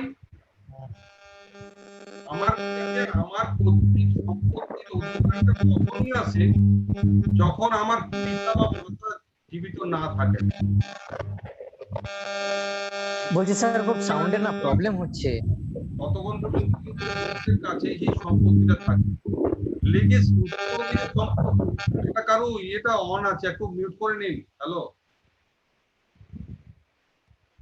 তো উত্তরাধিকার সম্পত্তিটা তখনই আসে যখন তারা অ্যাবসেন্ট থাকবেন, তাহলে সেখানেও একটা লস হচ্ছে। 2 নম্বর আরেকটা কথা বলি, ধরুন কারো হাজবেন্ড বা ওয়াইফ চাকরি করতেন বা ব্যবসা করতেন, কিছু একটা কর্মের সঙ্গে যুক্ত ছিলেন, তার কিছু ইনভেস্টমেন্ট রয়েছে, ধরুন ইন্স্যুরেন্স একটা ইয়ে রয়েছে, প্রভিডেন্ট ফান্ড রয়েছে, হঠাৎ করে তার মৃত্যুর পরে তার হাজবেন্ড কিংবা স্পাউস, হাজবেন্ড অর ওয়াইফ সেটা ক্লেম করলেন, এই ক্লেমের টাকাটা উনি পেলেন, এটাও কিন্তু 8th হাউস থেকেই আসে। এবং এই যে ক্লেমের টাকাটা পাচ্ছেন, যিনি ক্লেম করছেন তিনি ইনভেস্ট করেননি, এলআইসির প্রিমিয়াম কিন্তু তিনি দেননি, তার হাজবেন্ড কিংবা ওয়াইফই দিয়েছেন। ইনভেস্টমেন্টটা তার নয়, কিন্তু গেইনটা তার। কিন্তু গেইনটা হতে গিয়ে কি হলো না, ওই স্পাউসের একজনকে, ওয়ান অফ দ্য পার্টনার্স, ও লস করছে। তো এই যে জায়গাটা তৈরি হলো, এখানে হচ্ছে কি আমরা গেইন করছি, আবার কোথাও না কোথাও লস হচ্ছে। আর একটা মজা যে 8th হাউসের একটা জায়গায় কিন্তু ভালো, সেটা হচ্ছে যদি যদি কোনো কারণে দেবগুরুর আশীর্বাদ থেকে থাকে, দেবগুরুর আশীর্বাদ থেকে থাকে, তাহলে ওখানে ঈশ্বর প্রাপ্তির ঘটনাও ঘটতে পারে। কেউ হয়তো মাটির নিচে থেকে কোনো ঠাকুর দেবতা, শিবলিঙ্গ, মূর্তি এগুলো পেতে পারেন। আবার আমরা তন্ত্র মন্ত্র এইসবগুলো এই হাউস থেকে হয়, অর্থাৎ সেখানেও এই, এবং 12 যদি কানেকশন করে যায় তন্ত্র মন্ত্রে যারা বিভিন্ন রকম এই আধ্যাত্মিকতার মধ্যে দিয়ে রয়েছেন, তারা সিদ্ধি লাভ যারা করার চেষ্টা করেন, তাদের ক্ষেত্রেও কিন্তু এটা খুব কাজে লাগে। তো যাই হোক, 8th হাউস শুধুমাত্র দুস্থান বলে অনেকেই ছেড়ে দেন, আমরা দুস্থান বলে ছেড়ে দেব না। আমরা যারা ঋষিবাণীতে পড়ছি তারা কিন্তু দুস্থান বলে ছেড়ে দেব না, আমরা একটু হলো ওটাকে অন্য অ্যাঙ্গেল থেকে চিন্তা করি। সেই চিন্তা ভাবনাটা হচ্ছে, যেমন ধরুন কর্মের বিচার করছেন, একটা প্ল্যানেট 8th হাউসে বসে আছে, এবারে সে কি কিছু দেবে? ধরুন মীন লগ্ন, লগ্নপতি দশমপতি বৃহস্পতি, যে কিনা তুলা রাশিতে অষ্টমে বসে আছে, এই বৃহস্পতি কি পারে? এটা আমাদেরকে ভাবতে হবে। তাহলে বৃহস্পতির কারকতা দেখতে হবে, বৃহস্পতি কি কি দিতে পারে। 8th হাউসের কারকতা দেখতে হবে, সে 8th হাউস থেকে কি কি পেতে পারে। ওখানে লস এবং গেইন দুটোই আছে, তো এবারে ওখান থেকে কি কোনো গেইনের সম্ভাবনা আছে? আমি যদি কর্ম বিচার করি তাহলে আমি কোথাও না কোথাও একটু গেইন দেখতে পাবো। কেন গেইন দেখতে পাবো না, 10th হাউসের মালিক হচ্ছে বৃহস্পতি, যে দশমের একাদশে বসে আছে। অষ্টম মানে হচ্ছে দশমের একাদশ, এটা কিন্তু গোচরের ক্ষেত্রে প্রচন্ড কাজে লাগে। তো দশমপতি যদি অষ্টমে কোনো সময় গোচরে চলে আসে দশমের একাদশে, সেই সময় কিন্তু গোচরে এর ফলটা ভালো দেওয়ার চেষ্টা করে। তো এই জায়গাগুলোকে দেখতে হবে সবসময়, যে কোনো একটা হাউসকে একদম নেগেটিভ ওয়েতে ফেলে দেবো, এটা কিন্তু করবেন না। 6, 8, 12কে দুস্থান বলি আমরা, আর 6কে উপচয় ভাব বলি। তো এই জায়গাগুলোকে আমাদেরকে 12 ভাবটা সবাই বলে খারাপ, সবসময় ম্যাক্সিমাম লোক বলে 12 ভাব ব্যয় ভাব, আরে 12 ভাবে অনেক কিছু ভালো জিনিস আছে। তো এই ভালো জিনিসটাকেও আমাদেরকে খুঁজে বের করতে হবে। এই খুঁজে বের করতে গিয়ে দেখতে হবে যে এর মধ্যে কিছুতে কি পজিটিভিটি আছে। এই পজিটিভিটিটা মানে কতটা ইমপ্যাক্ট করছে, মানে লাইফটাকে সেই জাতকের মানে নেটিভকে কতটা এফেক্ট করছে, পজিটিভিটিটা না নেগেটিভিটিটা। গতকাল আমাদের একটা ক্লাসে আমাদের নায়না ম্যাডাম মাঙ্গলিক দোষগুলো নিয়ে পড়াচ্ছিলেন, মাঙ্গলিক নিয়ে পড়াচ্ছিলেন। তো আমি শুনছিলাম, অনেকেই বিভিন্ন রকম আমাদের কল্যাণরা প্রশ্ন করছিলেন ওনাকে। আপনাদেরও হয়তো পরে যখন যোগের ক্লাস নেবেন উনি তখন পড়াবেন। তো আমি দেখছিলাম বিভিন্ন রকম মাঙ্গলিকের মাঙ্গলিক তো অবশ্যই লগ্ন চতুর্থ সপ্তম অষ্টম দ্বাদশে মঙ্গল থাকলে মাঙ্গলিক হবে, কিন্তু ইন্টেন্সিটিটা কি ইকুয়াল হবে? এই জায়গাটাকে আমাদেরকে বুঝতে হবে। মাঙ্গলিক তো অবশ্যই হবে, মাঙ্গলিকের এফেক্টও থাকবে, কিন্তু ইন্টেন্সিটিটা কতটা থাকবে, মানে এর ইয়েটা প্রয়োগটা যখন আমি করতে যাচ্ছি, যখন আমি ওটাকে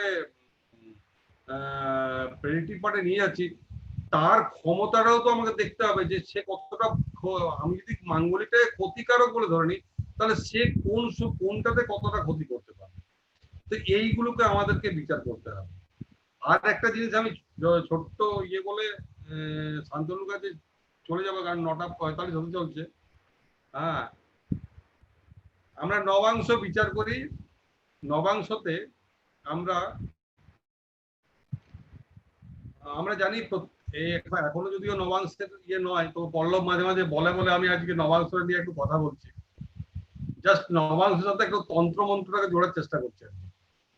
তো নবাংশে আমরা একটা রাশিকে 30 ডিগ্রিতে ভাগ করি। 30 ডিগ্রি, একটা রাশির মান হচ্ছে 30 ডিগ্রি।